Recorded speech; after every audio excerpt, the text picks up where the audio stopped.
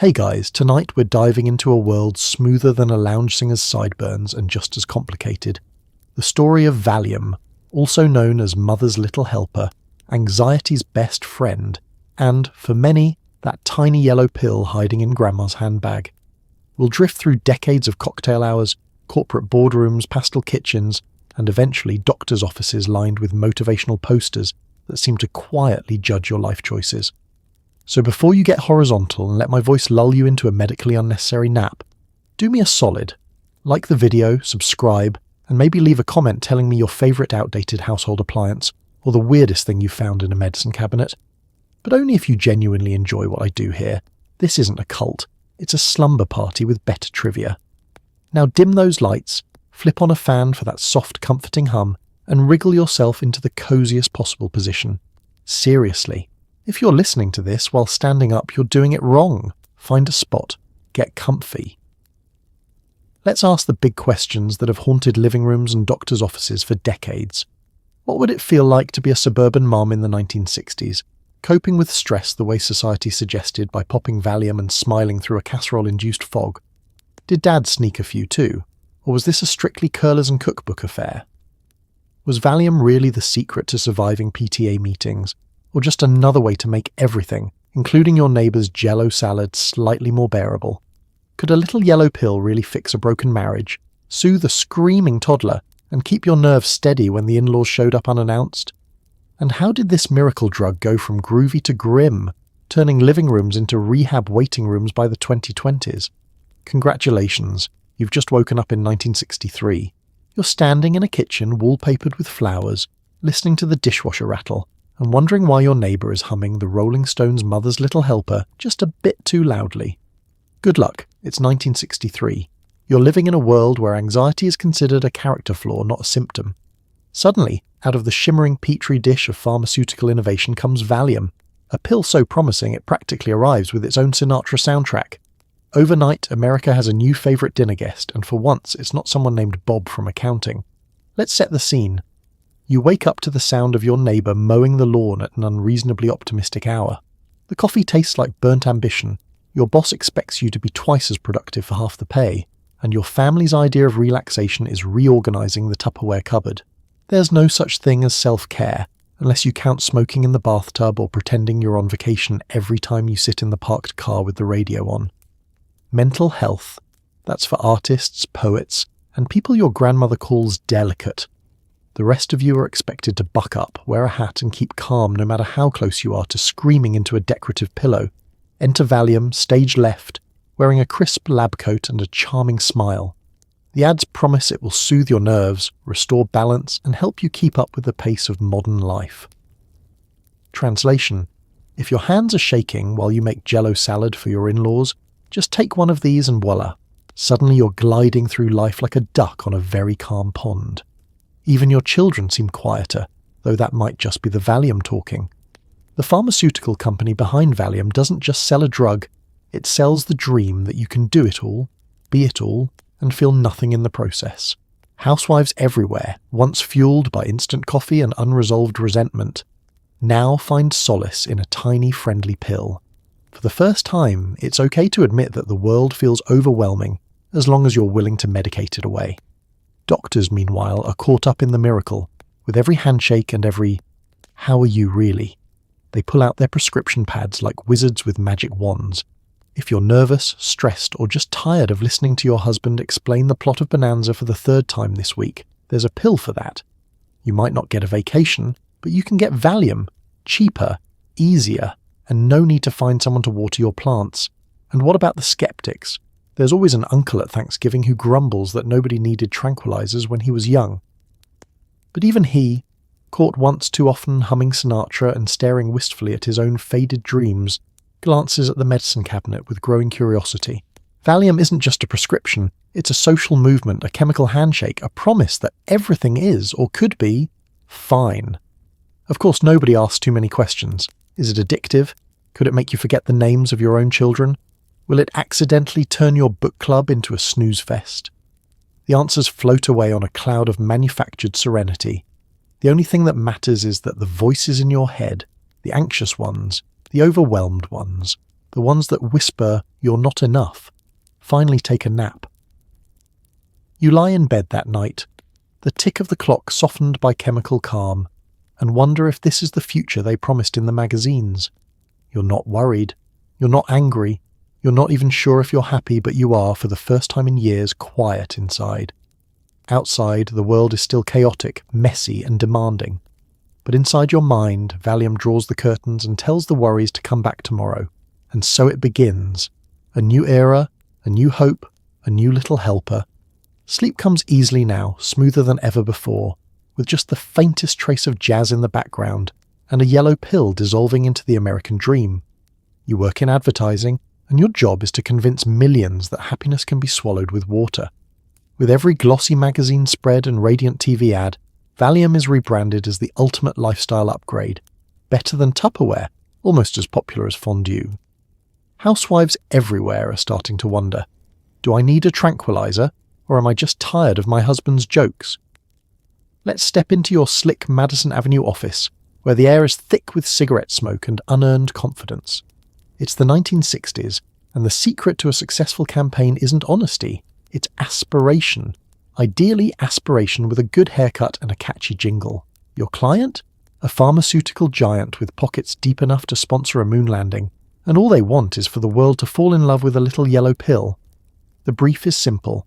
Sell serenity.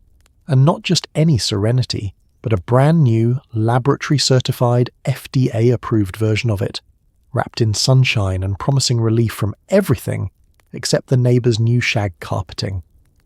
You gather your team, the copywriter with existential dread, the art director who's allergic to sincerity, and the one guy whose job is just to refill the bar cart.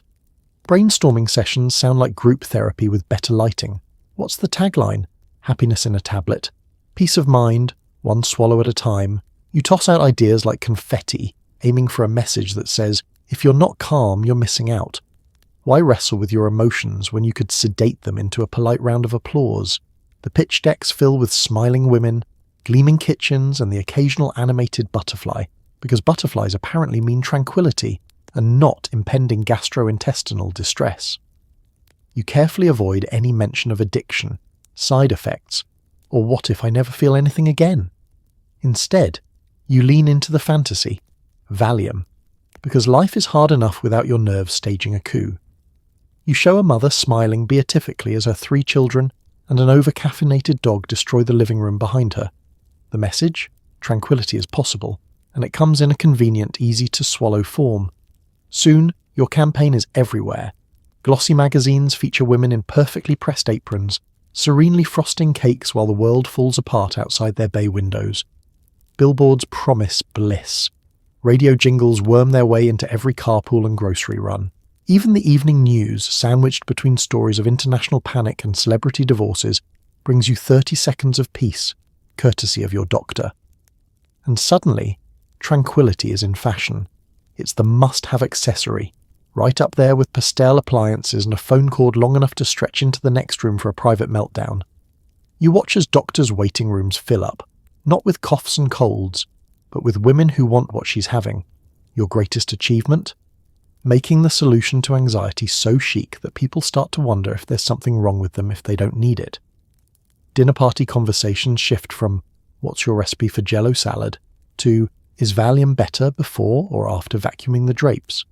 The real triumph, convincing the public that calm is not only attainable, but a moral duty, like flossing, but for your soul. In the boardroom, the mood is euphoric.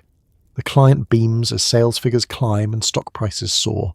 Awards pour in, Cannes lions, Clio statues, perhaps even a Nobel Prize in emotional containment if there was such a thing. The only thing more soothing than Valium itself is your next quarterly bonus. But beneath the surface, a few questions begin to twitch, like nerves waking up from anesthesia. Has advertising gone too far? What happens when tranquility becomes the national pastime, and nobody can remember what genuine emotion feels like? Is there such a thing as being too calm, or is that just called watching public television? For now, though, you raise a glass to the age of a laboratory happiness, where serenity comes in tablet form, and your biggest worry is running out before the next commercial break. You did it. You made America relax, whether they needed to or not. Welcome to suburbia, where the lawns are neat, the casseroles are dense, and the emotional turmoil simmers just beneath the Formica countertops. If you're a mother, your best friend is no longer Susan from down the street, it's a prescription. Suddenly, Valium is in every purse, lunchbox, and if we're being honest, the family dog's emergency kit. Let's set the stage. It's a Tuesday afternoon, and you're balancing PTA paperwork, half-thawed chicken, and a toddler who seems to have set his internal volume to apocalypse. There are bills to pay, weeds to pull, and a family dinner to conjure from the mysterious ingredients multiplying at the back of the pantry. The house looks picture perfect on the outside, shutters painted, grass trimmed within an inch of its life. But inside, your brain feels like an unplugged television. Humming, static, slightly dangerous. Your friends all say the same thing. You look tired, dear. Which in suburban code means you're 5 minutes away from a nervous breakdown, and we all know it. But there's a solution. Passed quietly from neighbour to neighbour, tucked inside a quilted handbag. Not a secret club exactly, but an unspoken understanding. Need to get through a dentist appointment, school fundraiser, or one more round of honey? Have you seen my keys? There's a pill for that. You swallow it discreetly, wash it down with tepid coffee, and suddenly the kitchen feels a little less like a battlefield and a little more like a cozy sitcom set. You're not alone. Across America, women trade stories, sometimes over coffee, sometimes in whispers by the backyard fence, about the wonders of their little helper. It's not unusual to swap recipes and dosage tips in the same breath. My casserole needs more salt, and I take mine with lunch instead of dinner. Gives me just enough energy to pretend I'm enjoying carpool. It's a revolution with no protest signs, just millions of women learning that you don't have to grin and bear it. You can just bear it, quietly, with chemical support. And the results are visible, sort of. There's a new, dreamy serenity hovering over suburbia. The laughter at Tupperware parties gets a little looser, the gossip a touch less sharp. The tension that once crackled at the dinner table is dulled, replaced by a collective sigh of relief. Sure, you still worry about the electric bill and whether your husband will ever learn to use a hamper, but the edge is gone. You float above the fray, untouchable in your tranquil haze. Of course, not everyone is on board. There's the odd neighbour, let's call her Margaret, who sniffs disapprovingly and claims she prefers natural remedies like yoga or jogging, which just means she hasn't figured out where the good medicine cabinet is yet. There are whispers about dependency, about losing yourself, but those are easy to ignore when the world expects you to be perfect and pleasant at all times. After all, it's not like you're the only one stashing a prescription in the butter compartment of the fridge. And here's the real kicker. Sometimes, you find yourself wondering if you even remember what genuine stress feels like. The sleepless nights, the pulse-racing anxiety, the moments where you want to lock yourself in the bathroom and listen to the dishwasher for white noise comfort. They're still there, in theory, but they seem distant, like a story someone else once told you. Valium becomes part of the suburban fabric. It slips into daily routines right next to the instant coffee and the list of chores. The song on the radio even mentions Mother's Little Helper, and for the first time you feel seen, if a little sedated. Life is still hard. The casserole is still overcooked. The dog is still chewing on your good shoes, but you're just calm enough to laugh about it all, which, in the grand scheme of suburban survival, might just be the most revolutionary thing of all. Fathers might rule the barbecue, but even they aren't immune to a little existential dread. The truth is, Dad's secret stash isn't just for headaches. Sometimes the pressures of work, traffic, and pretending to enjoy Little League make even the manliest man crave a little mellow yellow. Let's take a peek behind the garage door, past the racks of half-finished projects and the smell of old motor oil. Dad is king of the castle, or so the neighbourhood thinks. But it's a kingdom made of mortgage payments, cranky bosses, and endless afternoons of sitting on a folding chair while 6-year-olds attempt to invent new ways to lose at baseball. If you listen closely, you'll hear the soundtrack of modern masculinity. The slow grind of a lawnmower, the clink of ice in a glass, and somewhere the gentle rattle of a prescription bottle hiding at the back of the toolbox. Nobody talks about it, of course. Dads aren't supposed to worry. They're supposed to fix things, cars, sinks, broken toys, and in their spare time the entire family's financial future. But that can-do attitude comes with its own brand of insomnia. Some nights you lie awake staring at the ceiling, thinking about college funds, leaking gutters, and whether anyone actually understands how taxes work. Just stress, you tell yourself, hoping your heartbeat drowns out the existential hum. But it's the 1960s, and now there's a modern solution.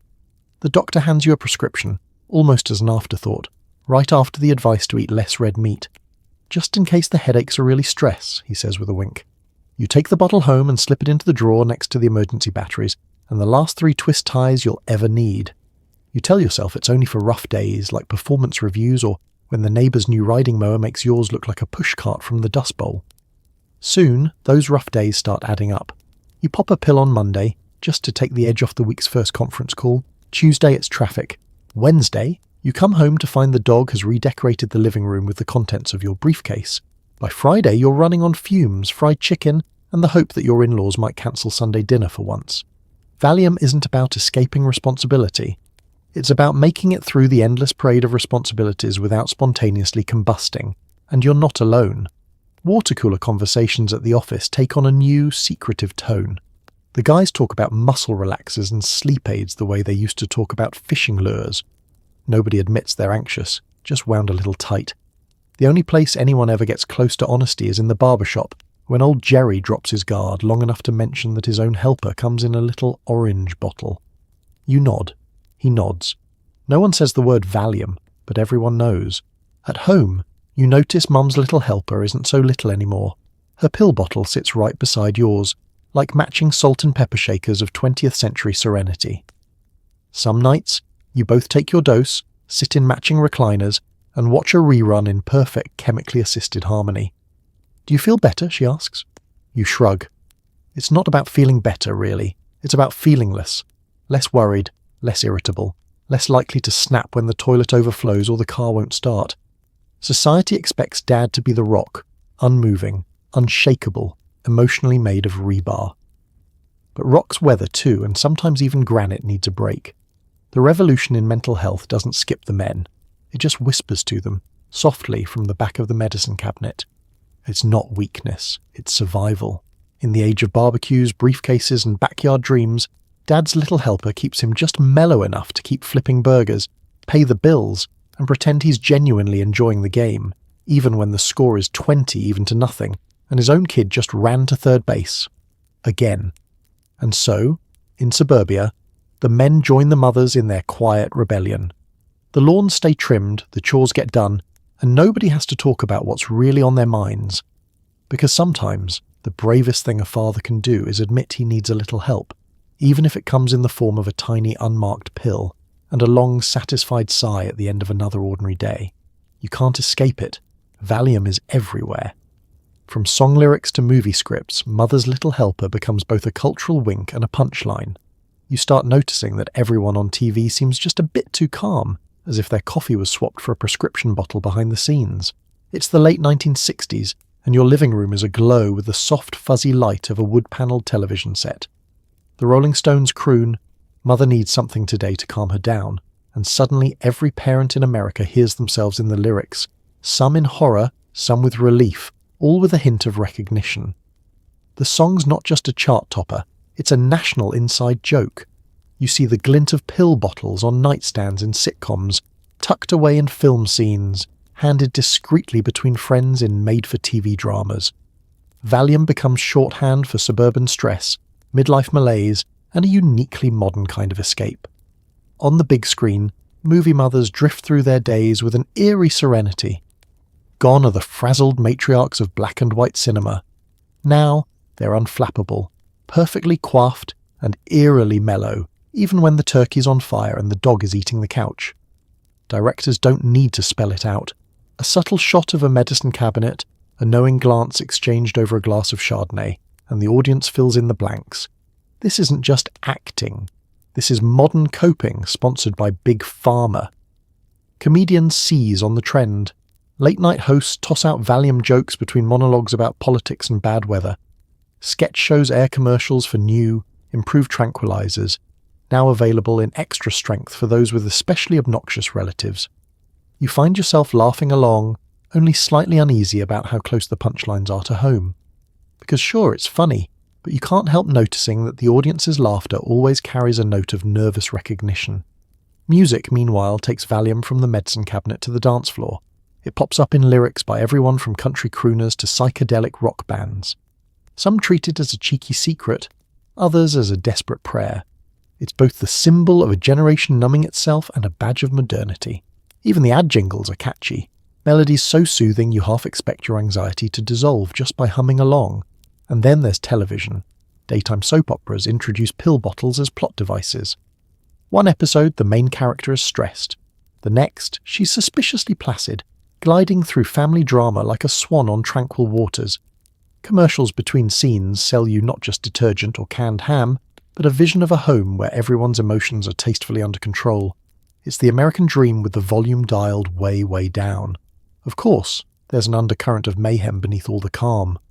Pop culture starts to question its own obsession. Detective shows hint at dark side effects, mysterious overdoses, and crimes of passion committed in medicated fogs. Magazine exposés appear. Are we too calm? Valium, the good, the bad, and the sleepy. It becomes clear that, while the pill is supposed to quiet chaos, it's also starting to fuel it. You start to wonder, how many sitcom plotlines could be solved if the characters just had a good old-fashioned meltdown?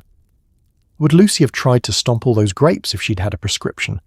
Would the Brady Bunch have gotten through a single episode if someone hadn't slipped Alice a little helper? It's as if America's favourite stories are now written with one hand and filled with prescription slips in the other. By the end of the decade, the cultural verdict is in. Valium isn't just a medication, it's a lifestyle. It's the soundtrack to dinner parties, the plot twist in soap operas, the punchline to every third joke at the office. You can't decide if you should be worried or if you just need to relax and change the channel. Maybe both. And so, pop culture doesn't just reflect life with Valium, it amplifies it, turning America's favourite tranquilizer into both a comfort and a cautionary tale. The world keeps spinning, the credits keep rolling, and somewhere, someone is humming Mother's Little Helper, still wondering if there's a pill for that. Imagine being invited to a neighbourhood pill party, where everyone swaps medications like recipe cards. The line between prescription and entertainment gets blurry. You realise you're washing down your tiny tablet with a martini, because nothing says relax like combining your doctor's advice with Don Draper's favourite beverage. Let's paint the scene. It's Friday night in the suburbs, and someone on the block is hosting a gathering, ostensibly to play bridge, but mostly to trade stress relief strategies and complain about the school board. There's a pineapple-shaped cheese ball, the good sofa has been covered in plastic, and everyone's wearing their best I'm fine, really smiles. As the evening warms up, conversation shifts from lawn care and recipes to the real reason everyone showed up. What's new in your medicine cabinet? You can almost hear the theme song for Suburban Excess playing in the background, somewhere between a jazz record and the clink of ice cubes.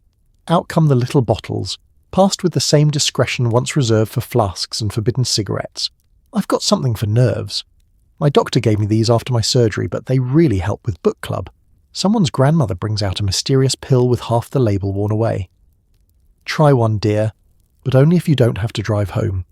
This isn't just socialising, it's pharmacological potluck. The rules are simple. No judgment, no questions, and don't mix the pink ones with the yellow ones unless you want to spend Saturday morning explaining yourself to your mailman. It's not uncommon to see a plate of devilled eggs beside a napkin with half a pharmacy's worth of pills lined up, each promising their own flavour of relief. Someone suggests a game. Guess what this one does, and then find out if you can still follow the rules of charades. The bar cart, once the crown jewel of cocktail hour, now plays second fiddle to the pill organiser. Sure, the gin is flowing, but everyone knows that the real buzz comes in pre-measured, colour-coded doses. The bravest souls try a Valium spritz, half a tranquilizer, splash of tonic, a twist of lime, and a garnish of plausible deniability. Someone raises a toast to modern science, and for a few hours the worries of the world are drowned out by soft laughter and the gentle haze of pharmaceutical calm. Of course, not every guest is fully on board. There's always one neighbour who pretends to sip their drink while scanning the room for hidden federal agents, convinced this is all wildly illegal. And in a way, it is, if not by law, then at least by every code of responsible adulthood you grew up believing in. But peer pressure is a powerful thing, and after hearing for the 100th time that everybody's doing it, you shrug and pop a pill just to blend in. For a little while, everything feels lighter. The complaints about property taxes turn philosophical. The kitchen feels less like a war zone, more like a spa with a linoleum floor. Even the gossip gets nicer. Did you hear what happened at the PTA? Yes, but isn't she just under so much stress? Instead of judging, you sympathise. The walls come down, the inhibitions dissolve, and at least for tonight, nobody has to be the designated worrier. But by midnight, reality starts to seep back in. The pills wear off, the martinis evaporate, and you remember that tomorrow you have to face the law and the boss, and possibly your own conscience. You promise yourself to go easy next time, but there's a comfort in knowing that the next pill party is only a phone call away. So you drive home, a little more relaxed, a little more aware that tranquility for your generation is just another social event. In the world of suburban America, where cocktail hour and prescription hour overlap, unwinding is both an art and a science, and sometimes a group project. Your family doctor is practically a local celebrity, part confidant, part pharmacist, part therapist, all with a pen poised over a prescription pad. Whether you've got nerves, mild disappointment, or just an awkward silence at dinner, the answer is always the same. Have you tried Valium? Picture the waiting room in 1967. Wood panelling, a fish tank full of survivors, and a table stacked with magazines so outdated, you start to wonder if Sputnik is breaking news. The nurse calls your name and you shuffle in, heart pounding, though not for long. In this era, medical miracles are measured in milligrams. Your doctor greets you with a fatherly handshake, eyebrows as reassuring as a warm blanket. He sits behind a desk covered with anatomy charts, 3 pens, and a mug that reads, "I prescribe because I care." The stethoscope is mostly for show. The real healing comes from the script pad he flips open as soon as you say the words tired or worried. You could be complaining of back pain, heartbreak, or simply feeling a little off. No matter the problem, the treatment is always just a signature away. "Let's get you something to take the edge off," the doctor says, already scribbling before you finish describing how your left knee sometimes feels funny in the rain.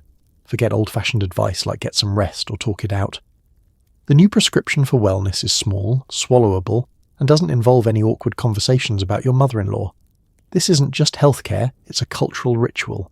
You trust your doctor, because who else would hang a medical degree and a painting of a sailing ship in the same room? You believe him when he says Valium is as harmless as aspirin, only better at smoothing the rough edges of life. If you're a little anxious, he'll double the dose just to be safe. If you're still anxious after that, maybe you just need to give it more time, or add a second prescription to your growing collection. And the doctors aren't alone. The pharmaceutical reps, men in crisp suits with trunks full of free samples, drop by weekly, handing out pens, notepads, and an endless supply of educational materials that look suspiciously like magazine ads. There's even a Valium-branded ashtray in the break room because why not combine your favourite vices? In medical journals and staff meetings, the word is out, we're changing lives. The unspoken second part, and raising the stock price. In the community, a doctor's reputation isn't measured by surgical skill or diagnostic acumen, but by bedside manner and the generosity of the prescription pad. "He's the best, never left me empty-handed," your neighbour whispers approvingly at book club. The local pharmacy does brisk business. Refilling so many Valium scripts, the pharmacist starts wearing out the V key on the typewriter. Overprescription isn't seen as a problem, it's a modern convenience. Why muddle through the complications of talk therapy, yoga, or actual problem solving when you can medicate away your troubles? Some doctors even host radio segments. Ask Dr. Bob, where the answer to every caller's problem is, surprise, Valium, perhaps paired with a multivitamin and a vague suggestion to take it easy. Of course, not everyone is thrilled. There are always a few skeptics muttering about dependence and side effects, but their voices get lost in the white noise of relief. The pressure to provide answers, quick, simple, chemical, overrides the distant warnings. And for the patient, the reassurance is immediate. You walk out with a little bottle in your hand and the sense that someone, somewhere, has everything under control. It's only later, as the years pass and the bottles pile up in medicine cabinets across America, that questions start to bubble up. But in the era of overprescription, nobody wants to ask them out loud. After all, if the doctor knows best, who are you to argue? For now, you just take your medicine, book your next appointment, and wait for the familiar calming hum to settle back in. Behind the scenes, pharmaceutical executives are throwing parties that would make Studio 54 jealous. With every stock uptick, they're brainstorming the next miracle molecule. It's the start of a drug gold rush. If it's not Valium, it's something new and improved. Spoiler, everything is just a little bit habit-forming. Step into the mahogany-panelled boardrooms and plush conference suites of America's pharmaceutical giants. The 1960s and 70s are in full swing, and the world's most powerful companies are flush with cash, cocktails, and dreams of chemical domination. You can almost smell the expensive cologne and cigar smoke if you can get past the mountain of shrimp cocktail and the sound of glass clinking in celebration. Every time a new anti-anxiety pill hits the market, the mood on Wall Street lifts. The only thing stronger than the tranquilizers is the market optimism. Here, scientific research is less about careful exploration and more about high-stakes prospecting. R&D departments are gold mines, churning out compounds at a pace that would make even Edison look like a slacker. Chemists in white coats work late into the night, not for love of science, but for the promise of stock options and a very fancy company picnic. Every few months, a new wonder drug emerges, each one advertised as safer, gentler, and somehow more effective than the last. The goal is simple: create a pill everyone will want, and make sure their doctors want to prescribe it even more. The competition is ruthless. One company brags about a new tranquilizer so smooth you could swallow it and still ace your golf game. Another unveils a sedative with fewer side effects, which in practice just means it takes 2 pills to forget your cousin's wedding instead of 1. Patents are filed, lawsuits threatened, and marketing teams scramble to come up with brand names that sound both scientific and vaguely glamorous. Because nothing says relaxation like swallowing something called Serenitol or Chilaxine. You picture a team of ad men in 3-piece suits arguing over fonts for the next bottle label, while the legal team quietly reminds everyone not to use phrases like addiction-free, unless they want to see the inside of a courtroom. No matter. The race is on, and everyone's betting big. There's talk of international expansion, celebrity endorsements, maybe even a tranquilizer specifically for pets. Why not? If the family dog's nervous about thunderstorms, that's a market, baby. Meanwhile, executives toast their latest quarterly earnings, certain that they're not just helping humanity, but revolutionizing it. We're changing lives, they say, as another shipment of branded promotional keychains arrives at the annual medical conference. Every sales rep is armed with samples, brochures, and an elevator pitch that would make Don Draper blush. If you're a doctor, expect a steady stream of invitations to dinners, seminars, and golf outings, where the wine is always flowing and the science always ends with a wink and a prescription pad. Of course, all this innovation comes at a price. Behind the high-gloss press releases and the gala fundraisers, there's a growing sense of anxiety, ironic considering the product line. Questions begin to emerge. Are these drugs truly as safe as advertised? Are they being prescribed for the right reasons, or just because they're the easiest solution to modern life's endless stressors? The more the public embraces each new cure, the more the industry quietly braces for blowback. After all, even the world's best-selling pill can lose its shine when the headlines turn sour. For now, though, the party continues. Shareholders are happy, scientists are busy, and the prescription pads are working overtime. You can almost hear the slogan echoing through the marble lobby. Better living through chemistry as long as you don't read the fine print. In the high-stakes world of big pharma, every bet is a gamble, and the house almost always wins. You notice people aren't just mellow, they're absent. Somewhere between soothed and sedated, America discovers the fine print. Memory problems, dependency, and the realization that maybe, just maybe, feeling nothing isn't the same as feeling better. It starts small. You're at a neighborhood barbecue and can't help but notice how everyone's smile seems a little too serene, like a party where the Kool-Aid has been replaced with something quietly pharmaceutical. Conversations are slower, laughter a touch delayed, and at least 3 people trail off mid-sentence, staring fondly at the potato salad, as if it might reveal life's deeper truths. Tranquility, it turns out, comes with a subtle side of detachment. The jokes land softer, the arguments never quite ignite, and sometimes you forget what you were worried about in the first place, or what you were talking about, or occasionally where you left your shoes. Memory, that trusty scrapbook of suburban life, starts to show some blank pages. It's not just forgetting birthdays or where you park the station wagon. It's a kind of gentle, collective fog rolling in. Did we go to the beach last weekend or just think about it? Your spouse wonders. You both shrug and eat another spoonful of dessert too mellow to mind. Lost keys and missed appointments become running gags. It's just stress, you say. But a few folks are beginning to wonder if maybe it's not just stress, it's chemistry, and nobody read the warranty. And then there's dependency. It creeps in quietly, like weeds in a well-kept lawn. You start with a pill for rough days, then for days that look like they might get rough, then just to keep everything from getting rough in the first place. The medicine cabinet fills with bottles, purse, briefcase, glove compartment. Each becomes a safe harbour for your just in case. Your doctor mentions tapering off and you nod, filing it under things I'll worry about later, right between organising the garage and starting yoga. Some nights you catch yourself wondering if the calm is too complete. You can't quite muster the energy for a good old-fashioned meltdown, even when the dishwasher floods or the dog eats the TV remote. You used to feel anxious, sure, but you also felt joy, surprise, even anger. Now everything is gently padded, as if life has been wrapped in bubble wrap and tucked in the attic for safekeeping. There are no more high highs or low lows, just the steady beige hum of emotional air conditioning. Not everyone is willing to talk about it. At dinner parties, the topic of side effects is passed around like a hot potato. Everyone's touched it. No one wants to hold on. Some confide quietly about the fuzzy-headed feeling, the dreams that drift away before you can remember them. Others trade knowing glances and quickly change the subject. There's a new kind of loneliness, hidden beneath all the serenity, the sense that maybe you're not quite yourself, and no one wants to admit it out loud. In the news there are whispers, magazine exposés, nervous editorials suggesting that America's chemical vacation might have an unpleasant hangover. Experts debate on talk shows, warning about dependency, diminished motivation, a generation floating through life in soft focus. Meanwhile, pharmaceutical companies tweak their ads, promising new formulas and improved balance, as if you can fix the blues by simply swapping one pill for another, like trading up for a car with better cup holders.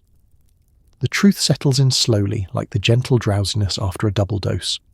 Maybe, just maybe, the goal isn't to feel nothing at all.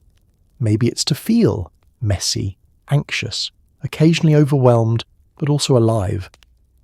The pills don't vanish, and neither do the problems, but somewhere between mellow and missing, America begins to wonder, is there a cost to comfort, and is it one we're willing to pay?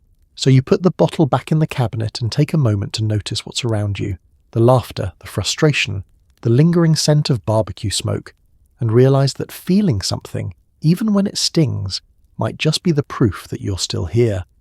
When the PTA meeting ends, the real conversation begins. Housewives trade tips on dosage, share warnings about bad batches, and whisper about the one neighbour who couldn't handle it. You learn that behind every relaxed smile is a story nobody tells their husband. It's the end of another meticulously organised bake sale. You're packing up leftover brownies when you hear the shift, the polite chatter about homework and summer camp fading into something quieter, more urgent. Someone mentions the stress of balancing it all, and within seconds the air is thick with a new unspoken code. Purses open, pill bottles clink, and a hush falls over the table as you compare notes. My doctor said only half a tablet with lunch, one mum confides. Mine said it's fine to take 2 if the twins are fighting again, another admits. There's no judgment, only the gentle solidarity of survivors. This is the real support group, and the membership requirements are simple. An unending to-do list, chronic sleep deprivation, and at least one moment this month where you locked yourself in the bathroom just to cry in peace. Here, in the back row of the multi-purpose room, you learn that suburban calm is less about yoga and more about chemistry. Don't take them on an empty stomach, someone warns, and 3 heads nod knowingly. The real wisdom isn't in the PTA newsletter, it's in these whispered, carefully guarded exchanges. Still, there's an art to secrecy. You don't talk about Mother's Little Helper at book club unless you're absolutely sure who's listening. There's always that one neighbour, or let's call her Marjorie, who brags about coping the natural way, her side-eye sharper than her garden shears. You know she's peeking when you collect your prescription from the pharmacy, pretending to browse the greeting cards just a little too long. You try to keep things casual, but the dance of concealment is as much a part of suburban life as the annual garage sale. And yet, for all the whispering, there's no denying the power of the secret network. You rely on it for the good doctor's name, the pharmacy that doesn't ask too many questions, and, when the world feels especially heavy, a little extra encouragement. You're not alone, is the mantra, repeated in low tones over tepid coffee and in notes slipped into the diaper bag. The network isn't just about pills, it's about survival, about creating a soft landing for when everything else feels overwhelming. But the stigma is always lurking, a shadow cast by those perfect lawns and perfect hairdos. You keep your pill bottle in an empty cookie tin, right behind the flour, just in case anyone gets nosy. If your husband asks why you're seeing the doctor so often, you mumble something about migraines or allergies. Some nights, lying in bed, you wonder if it would be easier just to admit how tired, anxious, and stretched thin you really feel, but that's not how things work here. Admitting weakness is for television dramas, not for women who bake 6 dozen cupcakes before breakfast. Every now and then, the cost of secrecy shows itself. A friend moves away suddenly, or someone's husband finds out, and the next PTA meeting is one voice quieter. You exchange worried glances, but nobody says much. The whispered stories about someone who couldn't handle it or got a little too dependent circle quietly, warnings wrapped in sympathy. The secret isn't always safe, but it's necessary, at least until someone invents a pill for shame. Still, the network endures. Under the pastel surface of suburban perfection, housewives create their own systems of care, imperfect, unspoken, but fiercely loyal. You might not solve all the world's problems, or even your own, but for a little while, you don't have to face them alone. The kitchen light stays on, the phone tree buzzes late into the night, and in the soft, secret spaces between errands, someone always knows just what to whisper. You're doing your best, and that's enough. The 70s roll in with tie-dye rock concerts and a rising suspicion of anything your parents think is cool. Suddenly, Valium is less mother's little helper and more mum's embarrassing addiction. You see pills traded in parking lots, hidden in sock drawers, and discussed in lyrics by bands who haven't slept in a week. Step out of the pastel kitchens and suburban cul-de-sacs, and you'll find yourself somewhere between a protest rally and a stadium rock show, where the air smells like patchouli and rebellion. It's a new era, and nothing is sacred, including mum's medicine cabinet. The younger generation wants nothing to do with casserole parties or neighbourhood bridge clubs. They're chasing new kinds of freedom, musical, sexual, and increasingly pharmaceutical. Valium's not gone, though. It's just changed hands. If you're a teenager with a knack for resourcefulness, you might start your night by raiding the bathroom for something stronger than orange juice. Forget sneaking sips of cooking sherry. Now it's about finding those little yellow pills tucked behind Dad's aftershave.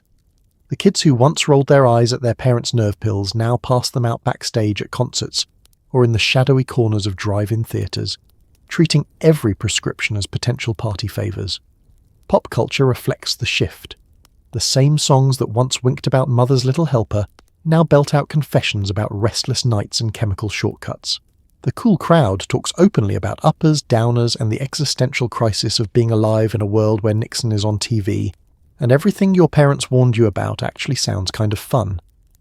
On college campuses, it's not unusual to overhear psychedelic debates about the meaning of life, punctuated by someone mumbling, "Anyone got a Valium?" Valium's move underground turns it from a symbol of adult order to a token of youthful defiance. You find entire apartment parties where someone's job is to play pharmacist, doling out mystery pills from a shoebox. Labels are swapped, dosages guessed, and instructions ignored. It's not uncommon to see a peace sign necklace sharing space with a bottle marked Smith, J, take as needed. The lines between medicine and recreation blur, and suddenly the PTA's worst nightmare is unfolding in the student union. Meanwhile, parents are both horrified and bewildered. The very pills that were supposed to help mum survive carpool duty are now the subject of after-school specials and investigative news segments. The phrase drug culture migrates from headlines about far-off places and strange new substances to a topic as close as the upstairs linen closet. Suburban parents lock their medicine cabinets. Teenagers pick the locks. It's a cold war, fought over prescription bottles and dinner table confessions. Doctors and pharmacies get nervous. Suddenly, refills are tracked more closely. The question, do you really need another prescription, takes on a sharper edge. Meanwhile, the underground market thrives. The parking lot of the local mall is a pharmacy of sorts, with pills exchanged for cash, concert tickets, or a stack of vinyl records. There's a whispered list of who has the good stuff and who just has aspirin. At the heart of the rebellion is a strange irony, the pursuit of escape. For parents, Valium was about escaping anxiety and maintaining control. For their kids, it's about escaping boredom, rules, and, frankly, their parents. The pill that promised calm now fuels restlessness, part of a wider counterculture experiment where the only constant is distrust of anything labelled safe or normal. As disco balls spin and guitars wail, the secret of mother's little helper is out, and she's dancing at midnight in a tie-dye shirt, clutching a handful of someone else's prescription. The story of Valium in the 70s is less about tranquility and more about transformation. From kitchen cupboard to counterculture currency, from PTA meeting to parking lot legend. The world is changing, and nobody, least of all Valium, is staying in its original bottle. As feminism surges, the pill faces new scrutiny. Are women being medicated into compliance or freed from anxiety? Debates rage in living rooms and talk shows. You're caught between Gloria Steinem's call to arms and the soothing hum of your nightly dose. It's the early 1970s, and everything you thought you knew about womanhood is up for renegotiation. Your coffee table is covered in Ms. Magazine, and your TV blares with images of protests, marches and bra burnings, though the only thing you've burned lately is a casserole.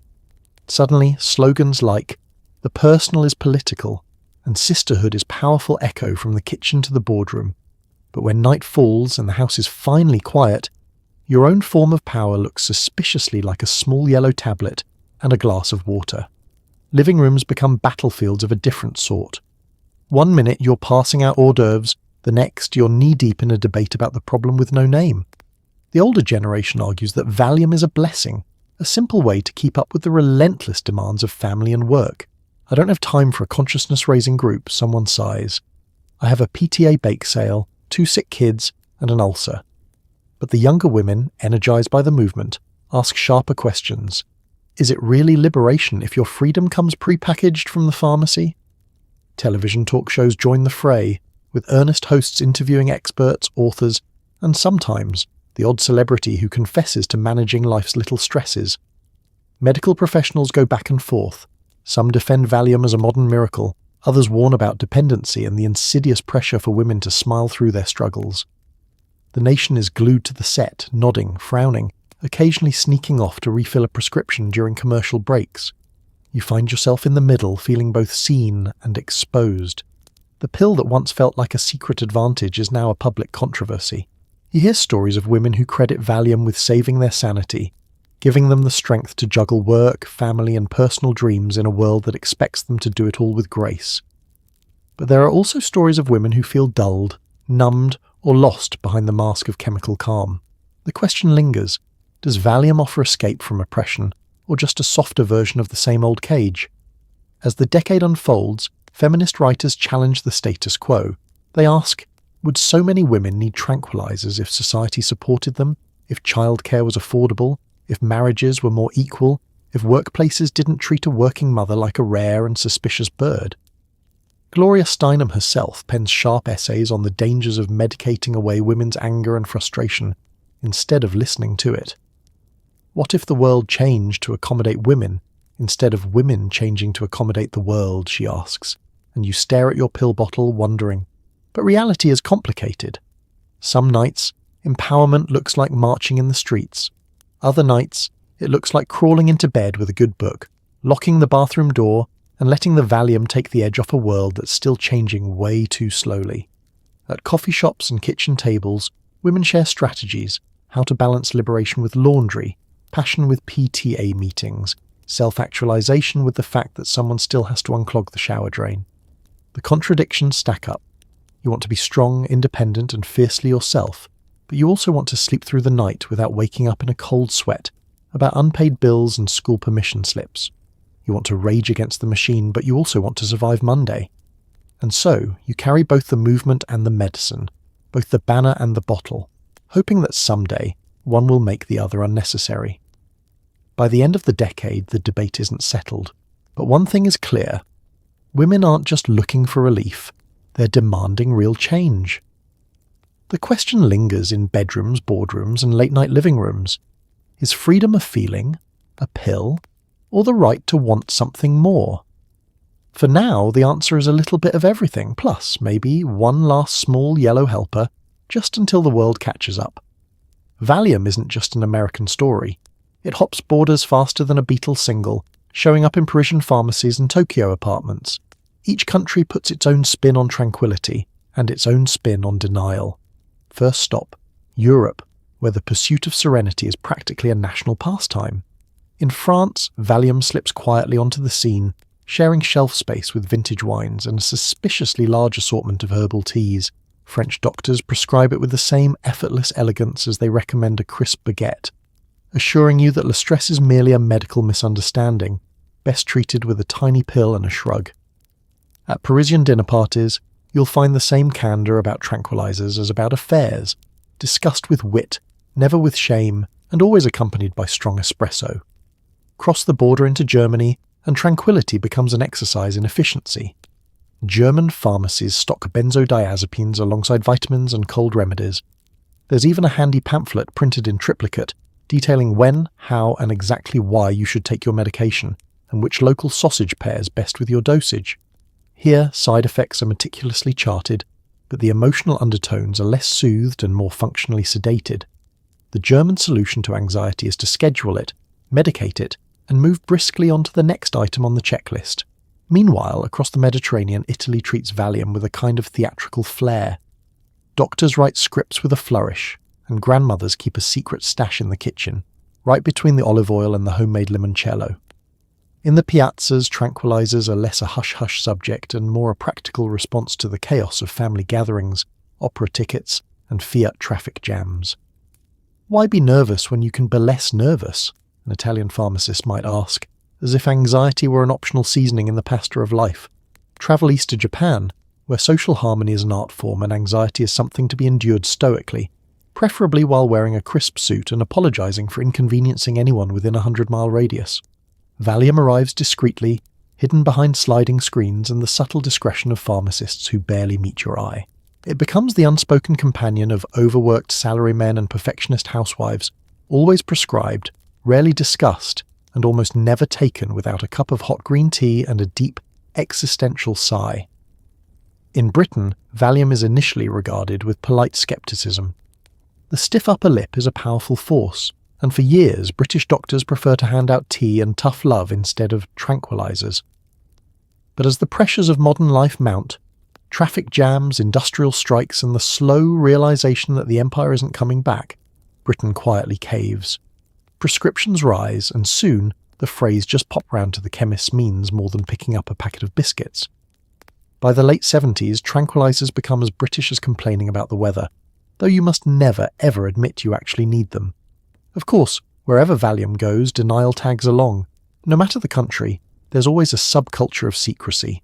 In Sweden, it's hidden behind minimalist cabinetry. In Brazil, it's mixed into the morning coffee and never mentioned again. Global tranquility means global silence. Everyone's anxious. Nobody wants to talk about it. And pharmaceutical reps fly first class to the world's biggest cities, touting the miracle molecule with PowerPoint slides and reassuring smiles. The result? A patchwork quilt of international coping strategies. Some nations embrace Valium openly, others treat it like a shameful affair, but everywhere it seeps into daily routines, commutes, coffee breaks, awkward family reunions. For every culture that claims to be immune to stress, there's a medicine cabinet quietly telling a different story. And so, as Valium circles the globe, tranquility becomes a truly international language, spoken in whispers, written in prescriptions, and understood by anyone who's ever stared out a rainy window and wished the world would just slow down, if only for a moment. Shoulder pads, big hair, and a growing mountain of prescription bottles. News reports start hinting at trouble in paradise, overdoses, addiction, and a pharmaceutical hangover that won't go away with a cold compress. You realise that, much like neon spandex, some things are better in moderation. It's the era of synthesizers, Rubik's Cubes, and aerobic videos hosted by people in leotards that would get you thrown out of church in any other decade. But beneath the upbeat pop music and blinding fashion, there's a rising undercurrent of anxiety, one that the decade supply of Mother's Little Helper can't quite smooth over anymore. You notice your medicine cabinet looks suspiciously like the cosmetics aisle at the mall. Bottles in every shape, size, and shade of pastel lined up next to the hair mousse and Aquanet. The national mood shifts from "why not?" to "wait a minute." One evening, while you're microwaving your Stufa's lasagna and trying to make sense of Dallas, the news cuts in with a grim-faced anchor. Suddenly words like dependency, abuse, and side effects dominate the screen. There's a special report about Valium, Q-moody music, slow-motion pill bottles, and interviews with experts who all look like they haven't slept since the Nixon administration. At first, it's easy to shrug off. That won't happen to me, you say, popping your prescription like a breath mint. But the warnings keep coming. Magazine covers blare headlines, "Are you too calm?" and America's chemical hangover. Phil Donahue hosts a parade of experts and concerned parents who nervously clutch their pearls and recount stories of neighbours who went from tranquil to troubled in 3 short refills. Doctors get spooked. The days of automatic prescriptions start to wane. Suddenly there are more questions at your annual checkup.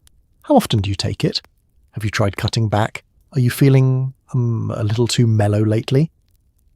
Pharmacies quietly lock up their supply, and a refill requires paperwork that would rival a home mortgage application.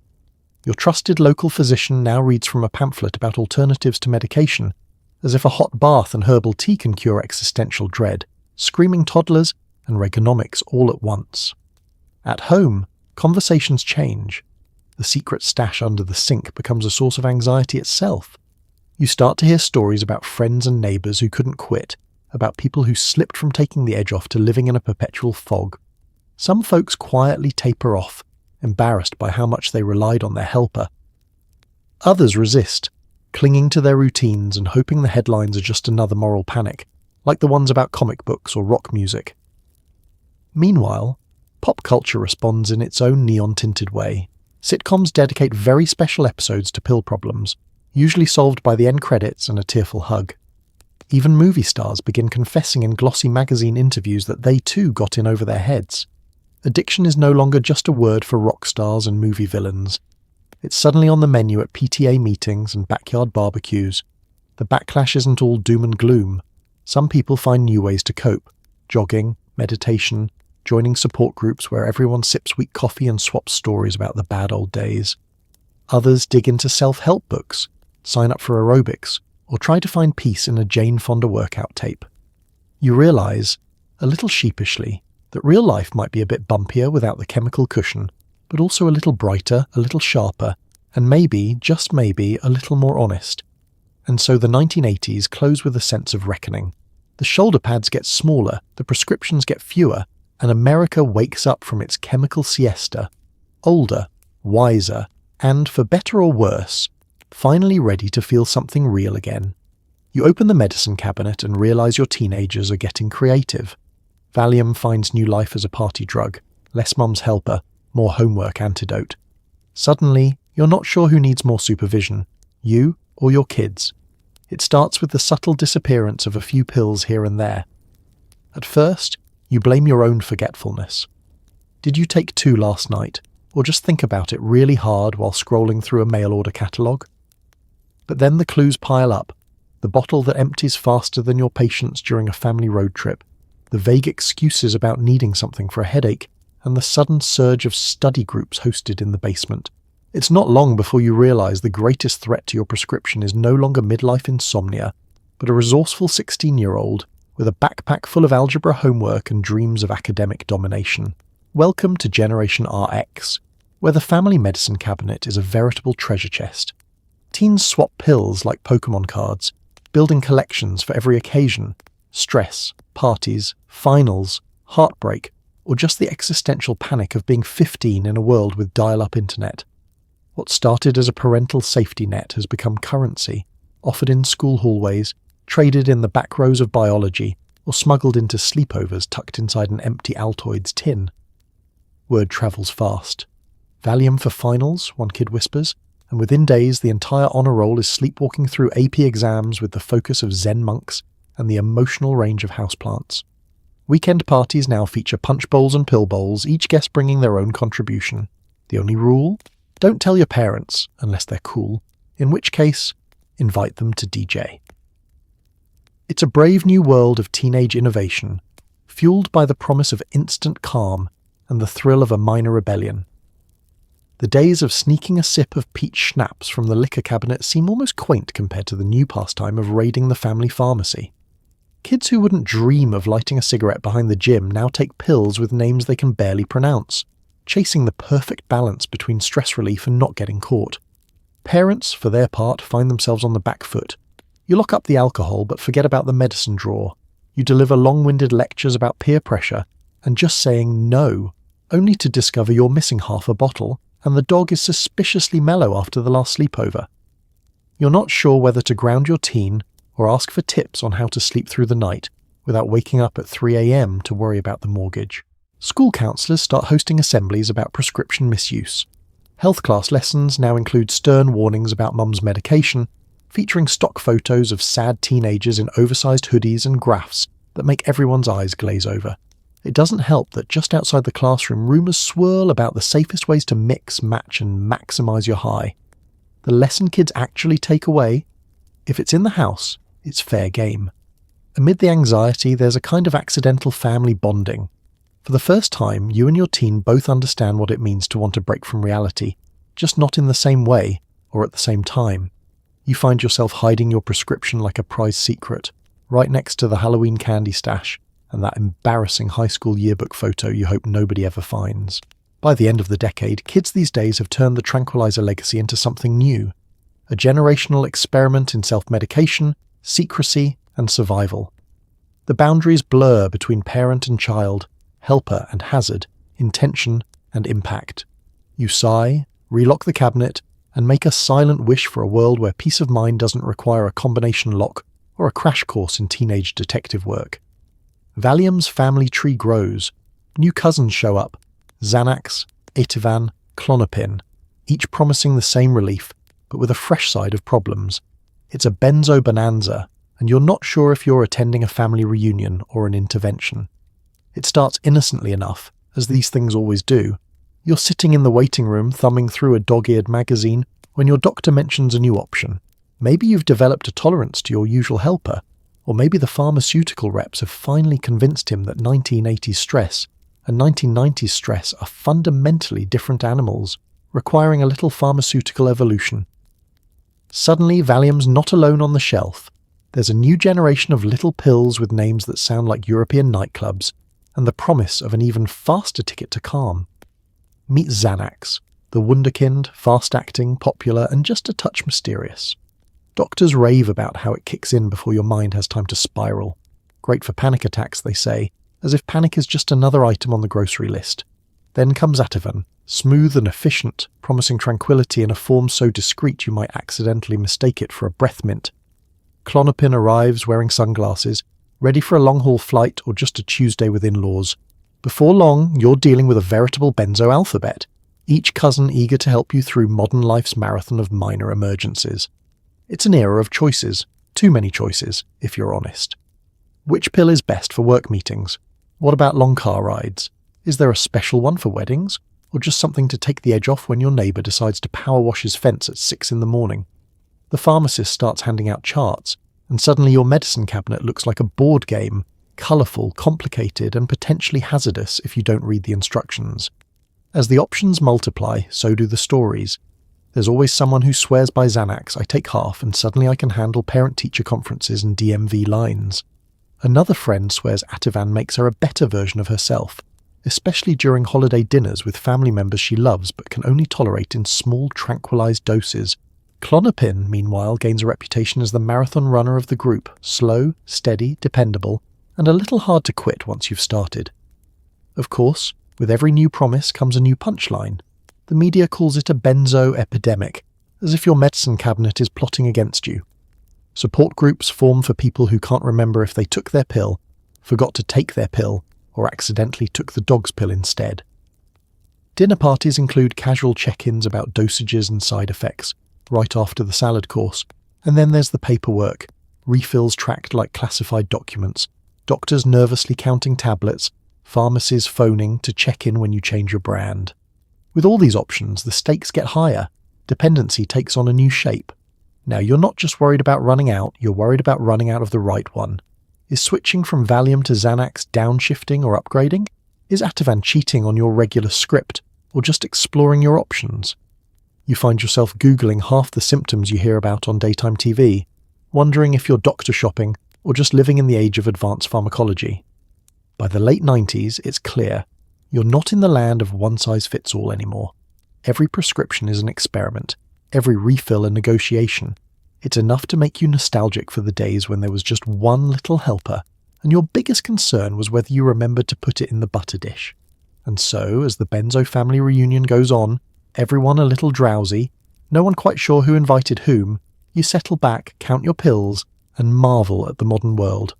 Because in this alphabet soup, calm is always just a letter away, assuming you can remember which one to take. Tabloids love a good pill story.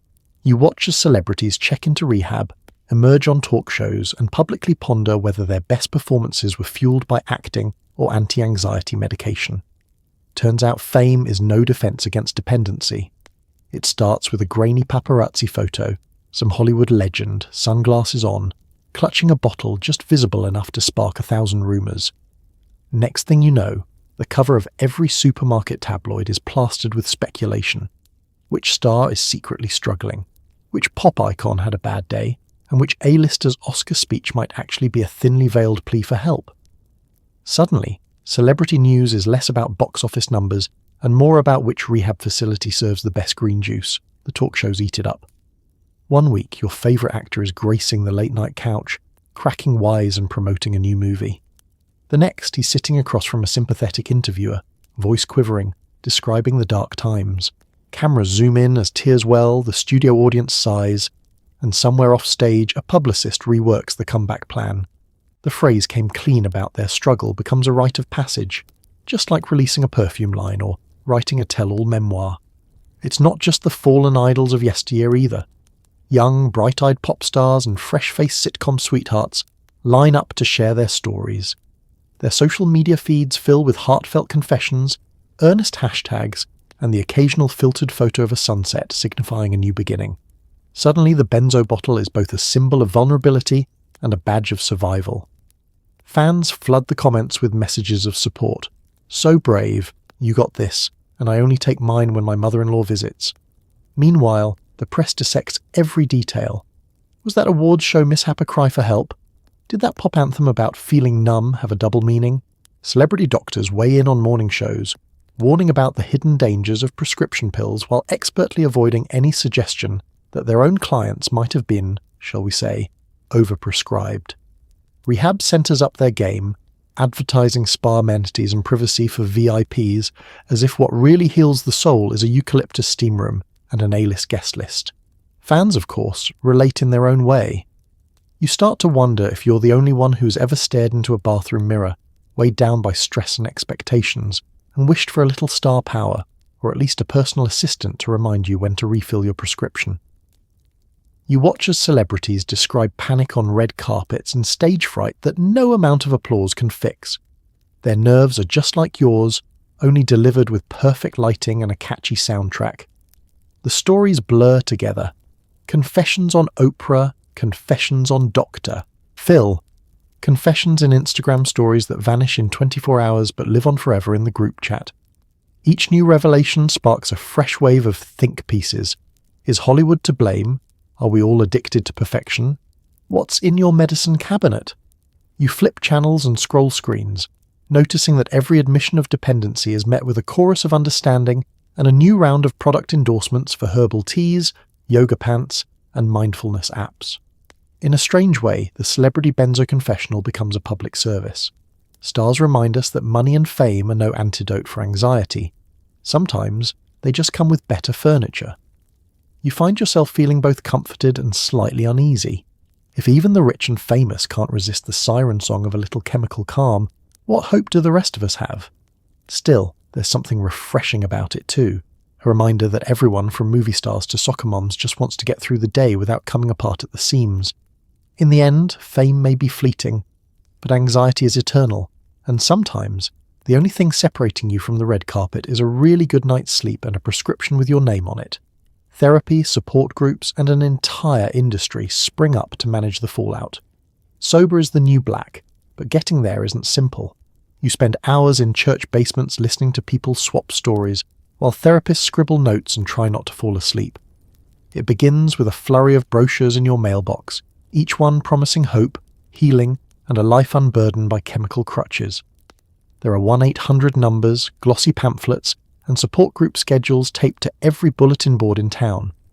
If you were a trend watcher, you'd notice that rehab chic is quickly outpacing jazzercise as the hottest suburban pastime. Suddenly, being in recovery is not just respectable, but enviable. If you can't make it to therapy this week, you'd better have a good excuse, and I'm still in denial doesn't count. Church basements and rec centres transform into the new social clubs. Instead of cocktail parties, it's Thursday night group meetings in a circle of folding chairs, sipping lukewarm coffee under flickering fluorescent lights. The air is thick with the scent of nervous sweat and store-brand cookies. Here, everyone knows your name and your medication history. You listen as people take turns sharing, sometimes with practiced poise, sometimes with trembling voices, about sleepless nights, lost car keys, and the epic journey from just one pill to take the edge off to does anyone else hear buzzing? Therapists, meanwhile, are living their best lives. Business is booming. The waiting list for the good ones stretches longer than the line at the DMV, and every office has a white noise machine, a potted plant, and a bowl of individually wrapped mints. You show up with a notebook, determined to get your money's worth. The therapist nods solemnly, occasionally jots down a cryptic note and asks, "And how does that make you feel?" More times than seems strictly necessary. Sometimes you think you catch them stifling a yawn behind their notepad, but hey, you can't blame them. This is the 7th time today someone has confessed to hiding pills in a box of Band-Aids. The rehab industry, not to be outdone, pivots from mere treatment to full-blown wellness culture. There are luxury retreats with massage therapy, yoga classes, and organic juice cleanses, because nothing says healing like a wheatgrass shot at sunrise. Glossy websites feature testimonials from people who look suspiciously like lifestyle influencers, all beaming in soft, natural light. I found myself, they say, and also my abs. Meanwhile, insurance companies adjust their policies, gyms add mindfulness corners, and somewhere, an ambitious entrepreneur opens the first drive-through group therapy window. As sober as the new black takes off, the stigma of recovery begins to fade. It's not unusual to see sober anniversary balloons at the grocery store, or to get Facebook invites to virtual gratitude circles. Social media floods with hashtag clean and serene, and photos of people meditating on driftwood, smiling in a way that suggests they've finally figured out how to fill the void where Valium used to live. Bookstores feature entire shelves dedicated to finding yourself, somewhere between the cookbooks and the adult colouring books. But it's not all enlightenment and scented candles. Getting clean is hard. You spend hours wrestling with old habits, new feelings, and the eternal mystery of how to sleep without chemical assistance. The support groups help, but there's always that one guy who overshares, the person who only talks in cliches, and the awkward silence after someone confesses to relapsing over Thanksgiving dinner. You find yourself missing the simple predictability of a pill bottle, pop the top, problem solved. And yet, as the weeks go by, the fog lifts. You rediscover the simple joy of being able to remember an entire day, the taste of coffee, the satisfaction of a laugh that isn't half sedated. Recovery is a group project, messy, honest, exhausting, but weirdly comforting. You leave another meeting, step into the crisp night air, and realise that while sober might not be the new easy, it's at least the new possible. And in the rehab nation, that's a start. By the 2000s, the government finally notices that maybe, just maybe, doctors shouldn't hand out tranquilizers like Halloween candy. New rules, new scrutiny, and a lot of awkward conversations about alternative therapies that somehow still end in a copay. It starts, as these things often do, with a scandal and a Senate hearing. News anchors glare from behind their desks, gravely informing America that the benzo problem has reached epidemic proportions. Graphs sweep across the screen, lines curving up and to the right, prescriptions, overdoses, ER visits, all climbing faster than a cat on a hot tin roof. Suddenly, there's talk of crackdowns, controls, and crisis response teams. The era of casual calm is officially over. Doctors, who once scribbled scripts with the casual confidence of a TV chef adding salt, now pause at every request. The rules are changing. Electronic monitoring, prescription databases, and cross-state reporting, all designed to make sure you're not collecting a little pharmaceutical souvenir from every doctor in the county. If you ask for a refill, the receptionist squints suspiciously. And why exactly do you need more? You're not sure whether to confess your nerves, your insomnia, or just your nostalgia for the days when medicine came with a lollipop. Pharmacies become the new battleground. There are forms to fill out, phone calls to verify, and a warning label so long you consider hiring a lawyer to explain it. May cause drowsiness, dependence, dizziness, awkward family discussions, and the realization that your doctor's handwriting was never actually legible. The pharmacist double-checks your ID, scans your insurance card, and eyes you with the steely suspicion once reserved for people buying spray paint and rubber tubing at 3 a.m. The government, ever creative, rolls out public awareness campaigns. You find yourself watching grainy PSAs sandwiched between cooking shows and late-night reruns. Earnest actors warn about the dangers of benzodiazepine misuse, while a piano plinks mournfully in the background.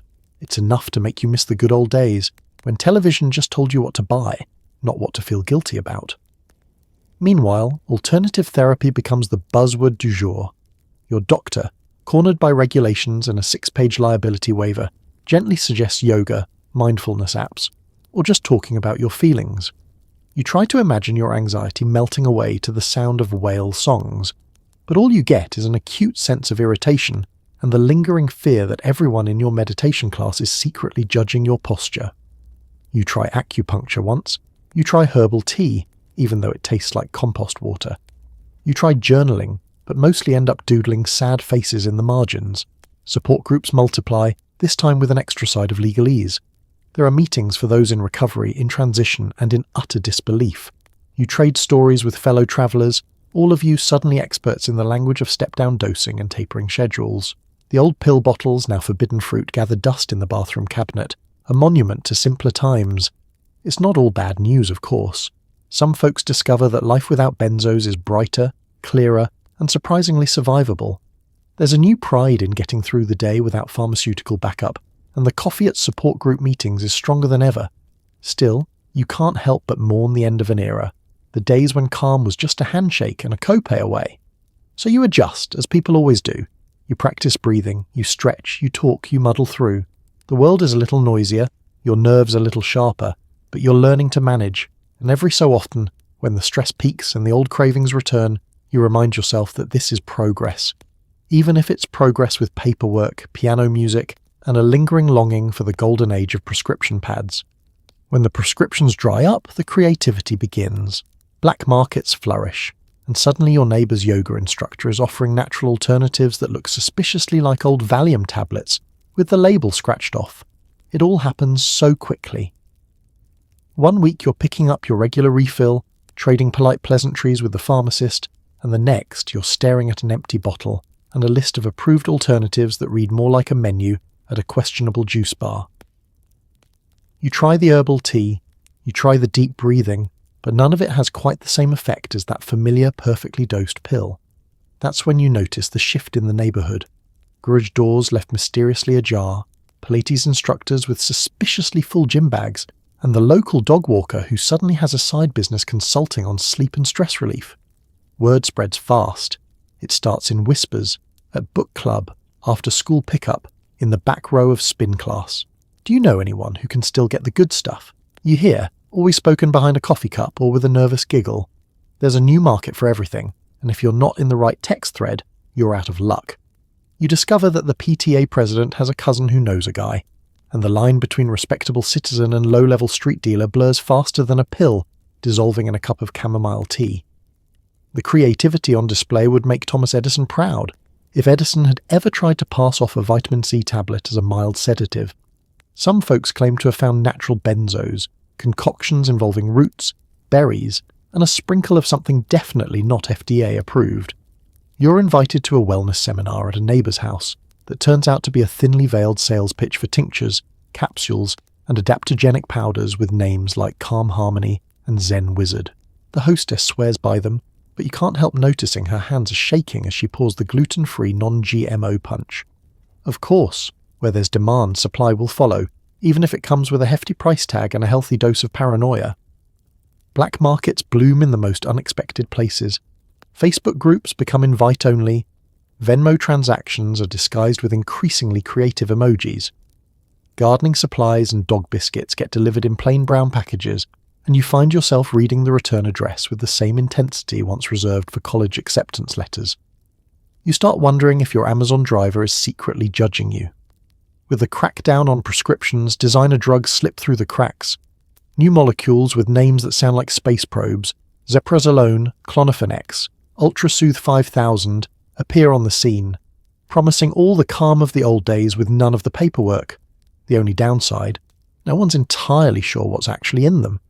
There's a new kind of roulette at play. Will this batch deliver serenity, or just a 3-hour nap and a sudden urge to alphabetize your spice rack?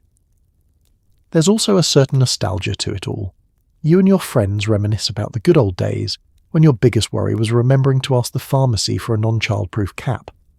Now, every attempt at tranquility comes with a side order of risk, a dash of secrecy, and a generous helping of skepticism. And yet, in the midst of all the hustle, there's a weird camaraderie. Everyone is in the same boat, navigating a world where official calm is out of reach, and the unofficial version is an adventure in networking and negotiation.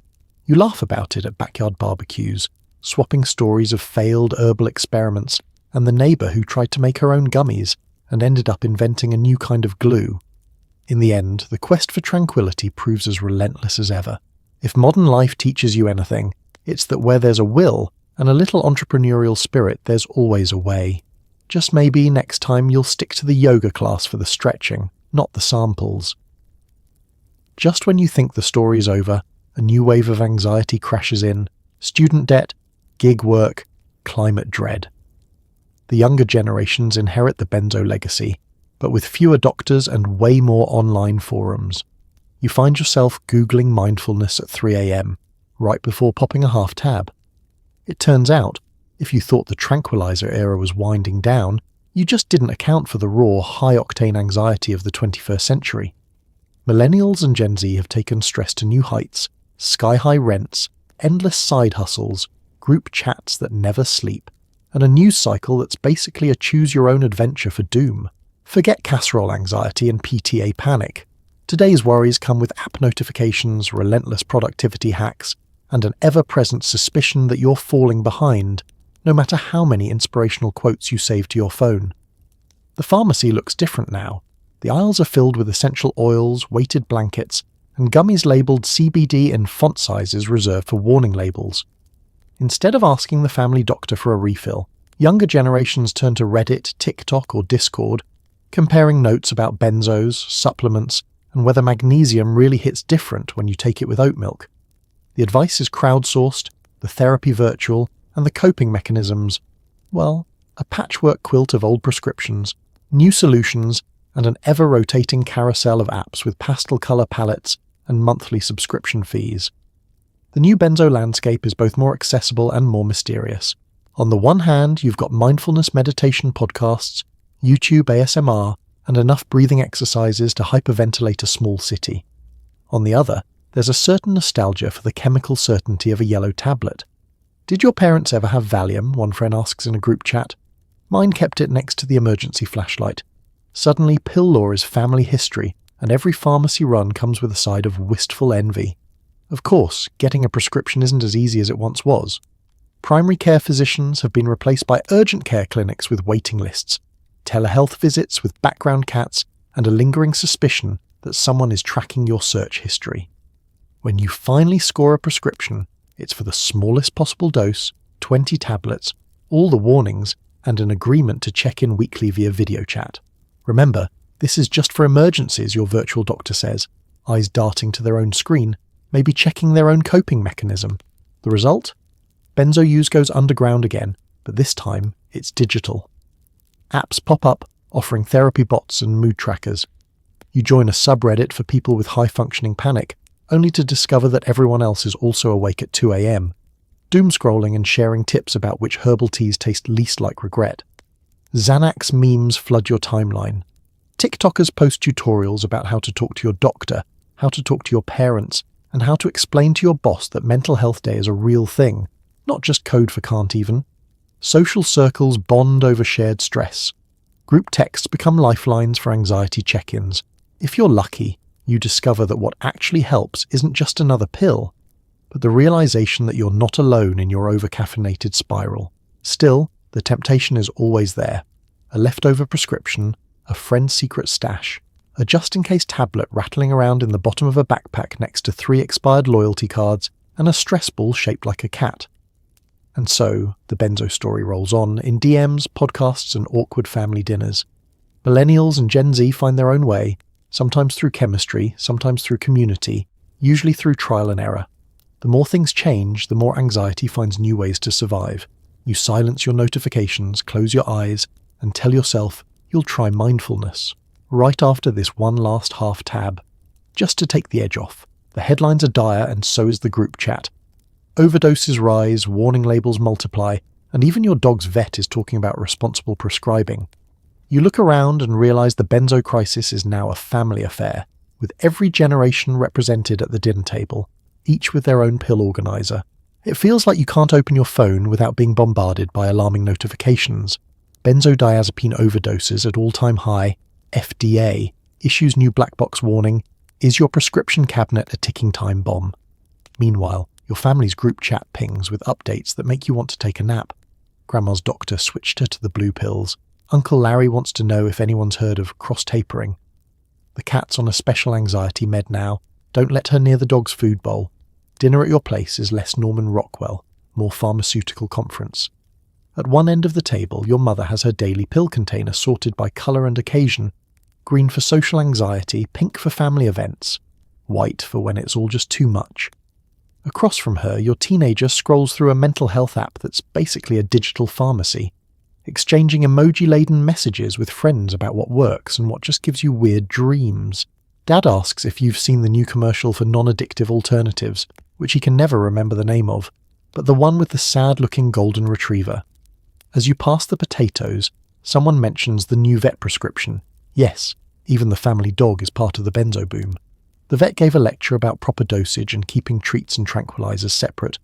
You wonder if there's a support group for anxious pet owners who just wanted a calm walk around the block and ended up managing a canine benzo taper. If the past was about whispers and secrets, the present is about forms and warnings. Every prescription comes with a 2-page printout and a pep talk from the pharmacist. Remember, take as directed. Don't mix with grapefruit juice, existential dread, or any other medications, including the ones you forgot you were taking. You sign waivers, download tracking apps, and swear you'll keep everything locked up tighter than your tax returns.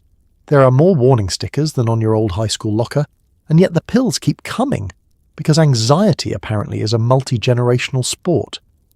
News stories trade between earnest investigation and outright panic. Experts are interviewed on morning shows, doctors appear on podcasts, and everyone has a story about someone who just couldn't quit. Support groups hold sessions over Zoom, the conversation ping-ponging from harm reduction to withdrawal schedules to, does anyone have a reliable pill splitter? It's hard to tell if you're living through a health crisis or just trying to organise a really complicated board game, and yet life goes on. The family photo albums fill up with snapshots of reunions, graduations and birthdays. Everyone smiling, everyone medicated, everyone holding it together, more or less. The stigma may linger, but at least the silence is broken. If nothing else, the 2020s bring honesty to the table. Everyone is anxious, everyone is looking for relief, and everyone is tired of being judged for how they cope. In quieter moments, you wonder what the next chapter will bring. Will your grandchildren inherit the family history of worry? And if so, will their solutions come in a pill, an app, or just a really good nap? For now, you double-check the medication box, pour another cup of tea, and try to appreciate the fact that, for better or worse, you're all in this together. Because in the age of the benzo crisis, the family that self-soothes together well at least makes it to dessert in one piece. After all the chaos, a quiet movement begins. People swap stories instead of pills. Therapists replace pharmacists as the new oracles of hope. You start to believe that maybe, just maybe, there's a way to calm your nerves that doesn't involve a prescription or a secret handshake. It's not a revolution. It's more like a collective sigh, a slow, gentle exhale after decades of holding your breath. For years, the solution to every stress was a pill. Tiny, easy, efficient. But now, after the headlines and the warnings and the never-ending refill requests, you notice something new blooming in the cracks left behind. Book clubs become support circles. Morning walks replace pharmacy runs. There's less shame, more sharing, and the radical notion that feeling anxious doesn't automatically require a chemical cavalry. Therapy, once whispered about with embarrassment, she's seeing someone, said in a tone usually reserved for gossip about affairs, is now as mainstream as brunch. People schedule appointments, join group sessions, and proudly display their meditation apps alongside family photos.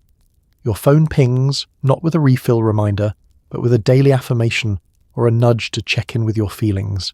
At first it feels suspiciously like homework, but then you realise it's nice to be asked, even by a robot. You find yourself reaching out more, to friends, to family, even to acquaintances in the checkout line.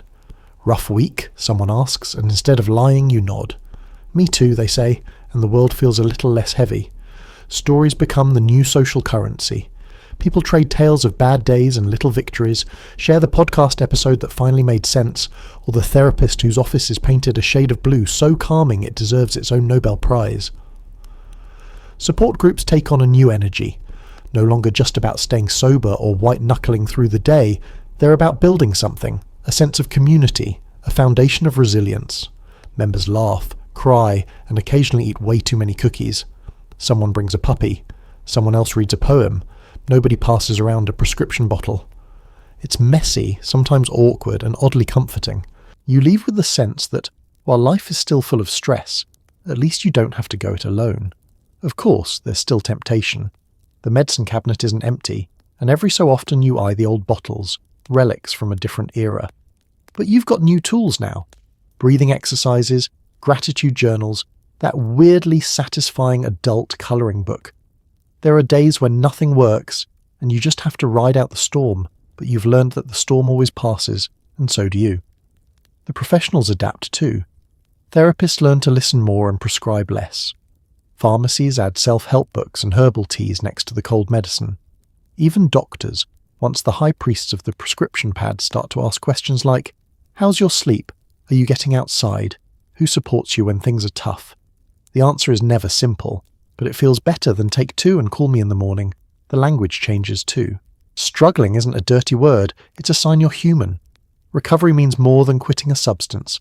It's about discovering new ways to feel safe, whole, and a little bit hopeful. The goal isn't perfect calm, but balance, a delicate dance between tension and relaxation, courage and vulnerability. You're not cured. Nobody is. But the desperate need for numbing has been replaced with something better. A curiosity about what might happen if you actually felt your feelings, even the sharp ones. Maybe you think that's what it means to really recover, not to escape your anxiety, but to make peace with it. To build a life with room for laughter, worry, and the possibility of joy, all mixed together. And so, as the world tips cautiously toward balance, you hold the stories close, take a deep breath, and find your own, imperfect way forward. No secret handshake required. You sit in a sunlit room, no pills, just memories and wonder. What did Valium really do for us? Did it save a generation, or just help us nap through our problems? As you drift towards sleep, the question lingers. Is there such a thing as a chemical shortcut to happiness? The answer, of course, depends on who you ask. For some, Valium was a miracle, an answer to questions they didn't know how to ask out loud. It turned anxiety into quiet, panic into peace, and allowed people to show up day after day for families and jobs and PTA meetings that sometimes felt like endurance sports. The dishes got washed, the kids got to school, and for a while, the world spun just a little more gently. But in the stillness, there's a reckoning. You recall all those blurry afternoons, the conversations you only half remembered, the way feelings got muffled, like listening to music through a pillow. There were side effects, unspoken dependencies, a lingering sense that the comfort was a little too easy. Did Valium let us cope, or did it just make the struggle a little quieter?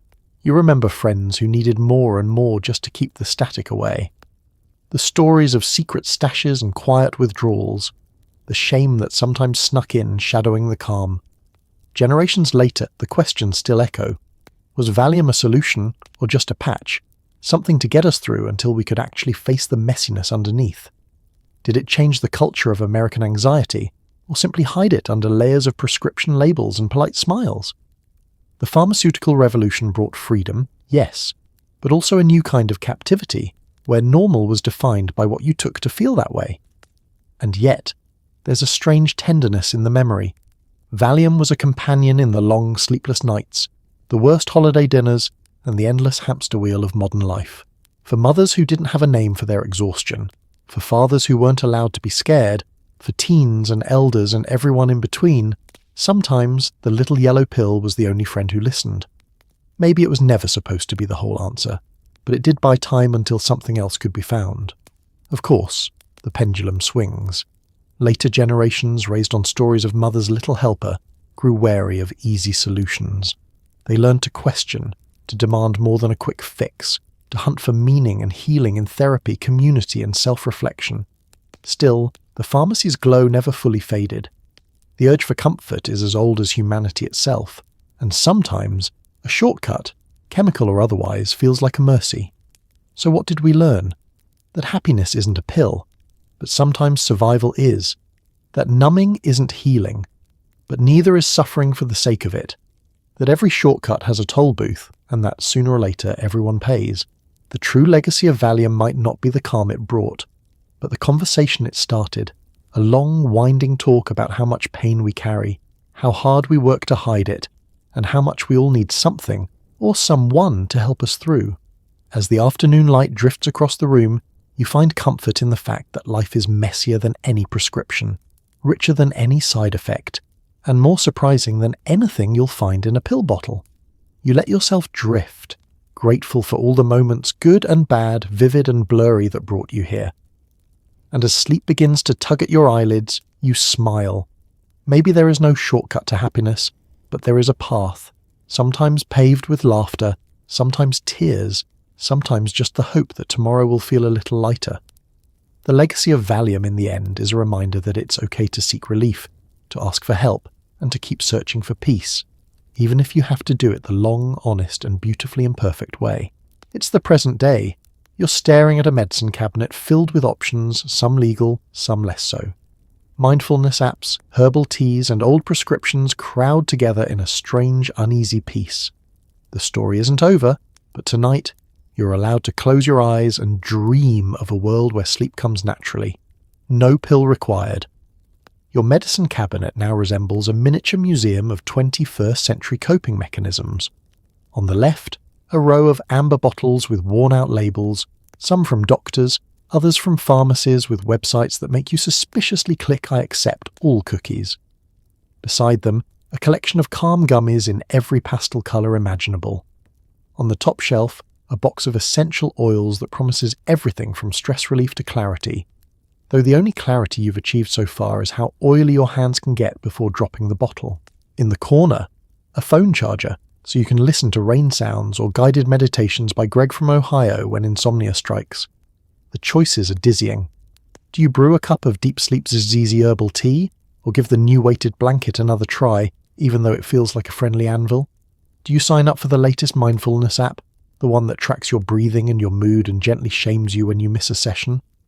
Or do you simply sigh, root around in the back of the cabinet, and unearth that ancient bottle of Valium you never quite threw away, just in case? You scroll through your phone, searching for answers. The internet brims with solutions, podcasts on resilience, YouTube yogis offering bedtime stretches, and message boards where everyone is as sleep-deprived as you, swapping stories and screenshots of prescription advice like modern-day recipes. There's talk of the anxiety economy, subscription boxes filled with teas, candles, and plush animals with weighted laps. You wonder if anyone, anywhere, is sleeping well without a small arsenal of gadgets, supplements, and digital reminders to unclench your jaw. Doctors still exist, of course, but now appointments are virtual, conducted in pajamas from the comfort of your own couch. The new prescription isn't always a pill, but a patch, a spray, or a QR code to download cognitive behavioral therapy, the app. The side effects are less drowsiness, more data mining. You dutifully log your moods, your sleep, your daily steps, all in the hope that some algorithm somewhere will finally unlock the secret to peace. Yet, even with all the innovation, some things haven't changed. The urge to feel better, to quiet the inner storm, remains. Some nights, you try everything. Tea, deep breathing, ocean sounds, lavender mist, before resigning yourself to staring at the ceiling and counting the glow-in-the-dark stars from a childhood long past. Other nights, you find comfort in knowing you're not alone. Friends check in with texts. How do you sleep? Did you try the new app? Is Greg from Ohio still whispering at you about letting go of your tension? It's easy to feel overwhelmed by the options, but there's also a quiet hope. The conversation is open now. It's normal to talk about stress, to share coping tips, to admit that sometimes you just need a little help, whether it's in the form of a guided meditation or, once in a blue moon, the last yellow pill hiding behind the toothpaste. There's less shame, more humour, and a growing acceptance that seeking peace is a journey, not a destination. So, where do we go from here? Maybe not forward or backward, but sideways, trying new things, holding on to old comforts, always tweaking the recipe for tranquility. The future isn't perfectly calm, but it's curious, compassionate, and just a little absurd. Maybe that's enough. Tonight as you settle in, blanket weighted, app set to gentle rain, mug of something herbal at your side, you can let yourself dream. Dream of a world where sleep comes easily, where the only thing you need to quiet your mind is the sound of your own steady breath. The medicine cabinet will be there in the morning. For now you're allowed to rest, just as you are, pill or no pill, ready to try again tomorrow. Beneath the surface of every potluck and Tupperware party lurked a second, quieter gathering, a sisterhood of suburban women swapping more than casserole recipes. As you trade Valium tips in the powder room, you realise that these kitchen table confessions aren't just about relaxation. They're about surviving a world where having it all means being expected to do it all, preferably with a pleasant smile and steady hands. You arrive at your neighbour's ranch house, armed with a tray of devilled eggs and a slightly desperate hope for a peaceful afternoon. The invitation promised coffee and conversation, but every seasoned guest knows what that really means, a chance to decompress, away from the endless loop of laundry, carpool, and the husband who still hasn't learned to rinse his cereal bowl. You hand off your dish, greet the hostess, and, within minutes, find yourself ushered into the sanctum of suburbia, the powder room. Here, surrounded by floral wallpaper and the faint aroma of lavender air freshener, the real club convenes. A few discreet purses sit on the counter, bristling with prescription bottles disguised in cosmetic bags. The conversation is a gentle hum, a mix of recipes, anecdotes, and coded questions. How are you sleeping these days? My nerves have been all over the place. Have you tried cutting the tablets in half? Every answer comes with a knowing nod, and every story carries the reassurance that you're not the only one feeling a bit frazzled beneath the facade. This isn't just a clique, it's a lifeline. The Pharmaceutical Housewives Club has no sign-up sheet, no official minutes, and absolutely no judgment. Membership is automatic. Just survive a week of suburban motherhood and you're in. Meetings are held wherever a moment of privacy can be found. A laundry room, the backseat of a station wagon, or a cosy corner of the backyard after the kids are finally distracted by the sprinkler. The rituals are comforting. A shared sigh, a roll of the eyes, and a quick inventory of who needs a refill, who has the good doctor, and who's been experimenting with the latest extended release. The support is practical as much as emotional. Newcomers are coached in the fine art of subtlety, how to hide the prescription bottle in a tampon box, how to ask for a refill without raising eyebrows, and which pharmacists will offer a sympathetic smile instead of a raised one.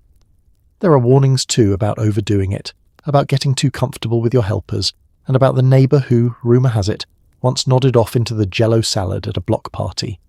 Yet, for all the humour, there's real vulnerability in the powder room. Women trade confessions about bad days, missed appointments, and that overwhelming sense that nothing is ever quite finished.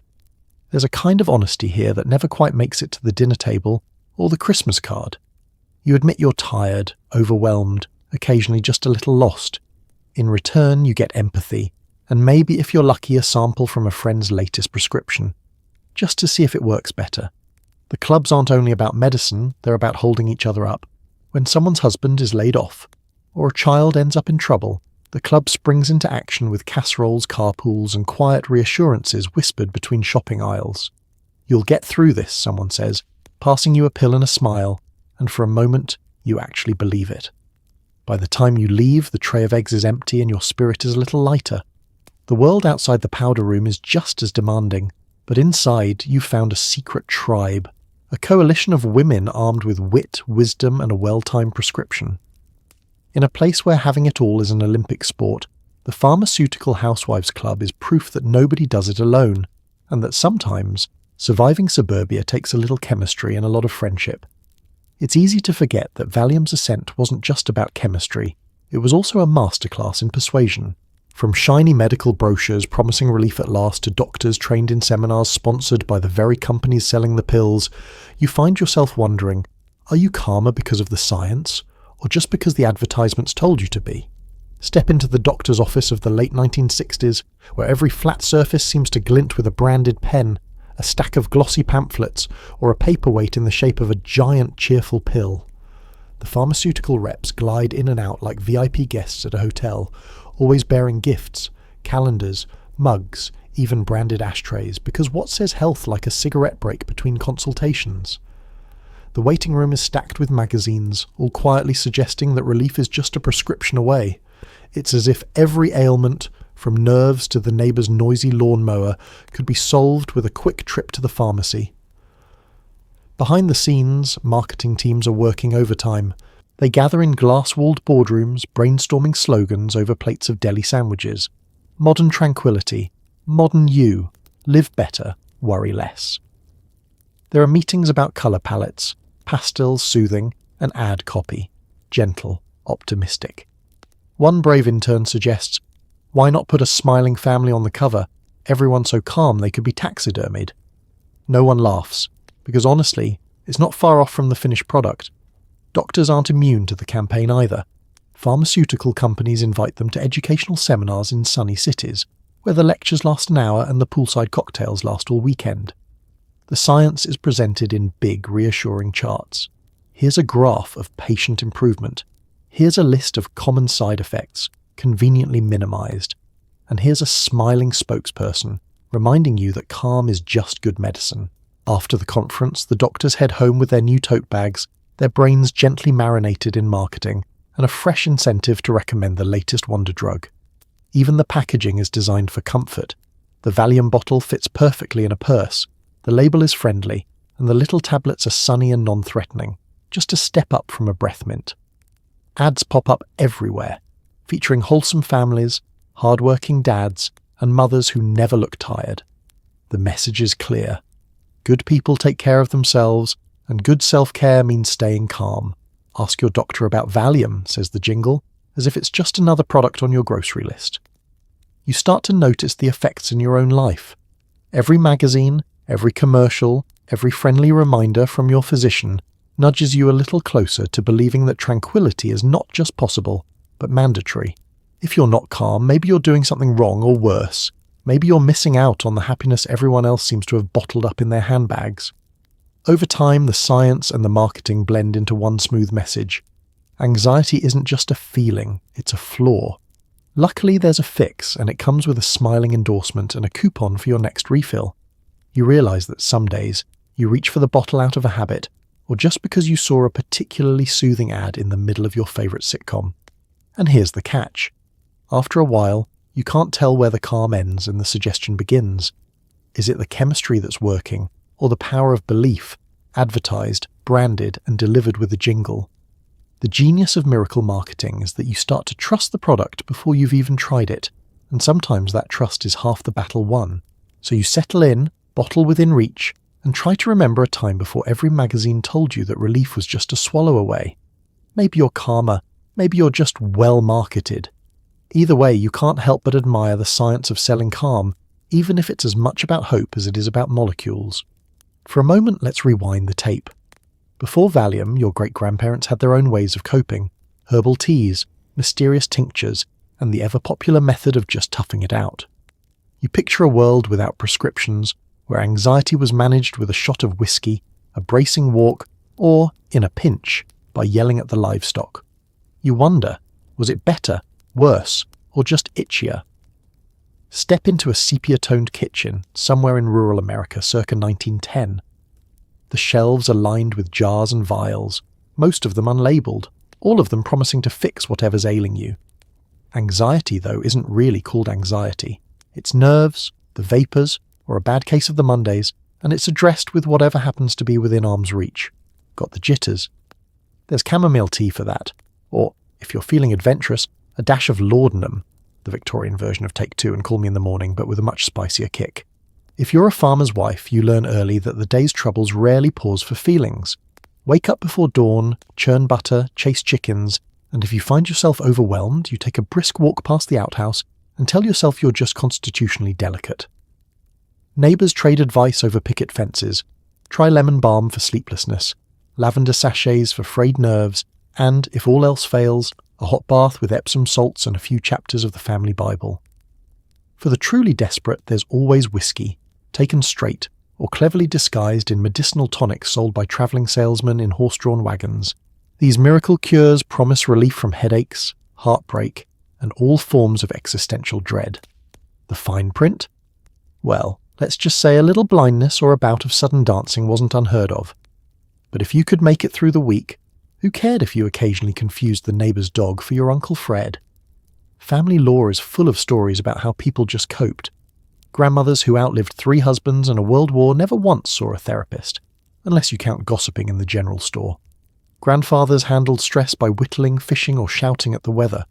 When a bad mood hit, the answer wasn't a pill, but a project: fix the fence, scrub the floor, or join a raucous church choir and sing your worries into submission. If you had money, you might splurge on a bottle of nerve tonic or a trip to a hot spring, where mineral water and healing mud were said to cure both what ailed you and whatever ailed the person in the next room. There were also rest cures prescribed for particularly delicate ladies, involving weeks of bed rest, endless glasses of milk, and absolutely no excitement. A plan that worked best if you didn't mind going slowly mad with boredom. Of course, not every remedy was so rustic. Urban dwellers could visit pharmacies with dazzling marble counters and soda fountains serving up seltzers laced with mild sedatives. Kids got cod liver oil for everything, and grown-ups swore by bitters, bromides, and, on a wild Saturday night, a dash of cocaine toothache drops. Through all these methods, there's a common thread. You did what you could with what you had, and you shared what worked, or what didn't, with the next generation. Maybe it wasn't as tidy or effective as popping a tablet, but it was community, resourcefulness, and a kind of homemade resilience. So, was it better, worse, or just itchier? Hard to say. There were no quick fixes, but there was a certain rough comfort in the rituals, the tea, the chores, the neighbourly commiseration. Perhaps the greatest remedy was simply knowing you weren't alone, no matter how you chose to chase your worries away. And if all else failed? Well, at least you had a good story for the next family gathering. While everyone focused on the dream of tranquility, the fallout quietly crept into everyday life. Families grew distant, creative sparks dimmed, and entire afternoons disappeared into a medicated haze. You realize that some things, awkward conversations, genuine feelings, and the occasional nervous breakdown, might actually be essential to the human experience, no matter how much you want to avoid them. It's the price nobody put on the bottle. The way calm, when perfectly dosed, can slowly turn to numbness. The first signs are subtle. A dinner table grows quieter as everyone floats through the meal with a placid smile, their edges smoothed, their worries muffled, their stories a little less sharp. The squabbles that used to flare up over who forgot to buy milk or whose turn it was to take out the trash are replaced by a gentle indifference. You remember when passionate debates about politics, parenting, or the best way to fold fitted sheets filled the house with life, even if it meant storming out to the garage once or twice a month. Now, everyone gets along a little too well. The thermostat is set to lukewarm. You catch yourself missing the spark that once made your family's brand of chaos so memorable. The fights, the reconciliations, the teary apologies in the laundry room, they're all part of the tapestry. Without them, life feels like a sitcom that only airs reruns. Safe, sure, but a little hollow. And then there's creativity, that wild, unruly, inconvenient force that tends to show up at the worst times, during dinner, in the shower, or at 2 a.m. when you have an early meeting. The trouble is, creativity doesn't thrive on perfect tranquility. It needs friction, yearning, even a hint of discomfort. You notice the art projects stall, the journals collect dust, and the family jokes start recycling themselves. Someone used to play piano, another used to sketch, and you wrote a poem once about a thunderstorm and a broken umbrella, but lately even the rain seems to land with less drama. Outside, the world carries on, mail gets delivered, lawns get mowed, bills get paid, but inside there's a quiet loss. Whole afternoons drift by, barely noticed. You finish the crossword, fold the laundry, and blink to realize it's almost dinner. Where did the day go, you ask, and nobody really knows. Maybe it dissolved in a swirl of chemical calm, along with that urgent need to do, say, or feel anything extraordinary. The awkward conversations, the ones you used to dread, turn out to have been strangely important. A teenager's slammed door, a spouse's exasperated sigh, the friend who calls just to vent about nothing and everything. Those moments, messy and inconvenient as they are, kept you tethered to each other. They forced you to listen, to adapt, to admit when you were wrong, or at least act like you might be. Take them away, and you're left with pleasant silence, a kind of emotional white noise. And sometimes, what you really needed was a good, old-fashioned nervous breakdown. The ugly cry, the dramatic walk in the rain, the day when you finally let yourself admit, I can't do this alone. It's not pleasant, and it's definitely not fun, but those breakdowns cracked open the shell and let something new grow. Without them, you're just a little too safe, a little too contained, a little less alive. Looking back, you realize the dream of endless tranquility came with hidden costs, a tax on connection, spontaneity, and the hard-earned joy that comes from stumbling through the mess together. Maybe awkwardness, anxiety, and even a few slammed doors are less a problem to be fixed and more the glue that holds us close. So tonight, you leave the pill bottle on the shelf and lean into the messy, unpredictable business of being human. Maybe you'll have an argument, maybe you'll make up, maybe you'll laugh so hard you cry, or cry so hard you laugh. But whatever happens, you'll know you're really truly here, imperfect, vulnerable, and at last, awake. So tonight, as you lie back in the soft glow of your bedroom, take a slow, deep breath and let the chaos of Valium's saga fade gently into the background. We've travelled from pastel kitchens in the 1960s, where tranquility came in a tiny yellow tablet, to the high-speed anxiety of the 2020s, where even the family dog might qualify for a prescription. Think about it. Generations spent chasing calm, first with miracle pills, then with mindfulness apps, herbal teas, and that weird weighted blanket someone swore would change your life. Through every trend, every quick fix, people clung to hope.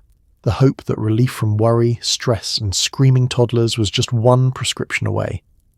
We tried to buy peace of mind, bottle it, brand it, and sometimes accidentally drop it between the couch cushions.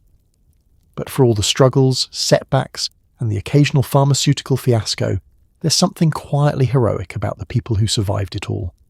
The mothers who got through one more PTA meeting, the fathers who faced another traffic jam, the kids who figured out adulthood was less easy mode and more try not to panic. They endured, adapted, and eventually learned to ask new questions about what it means to truly feel better.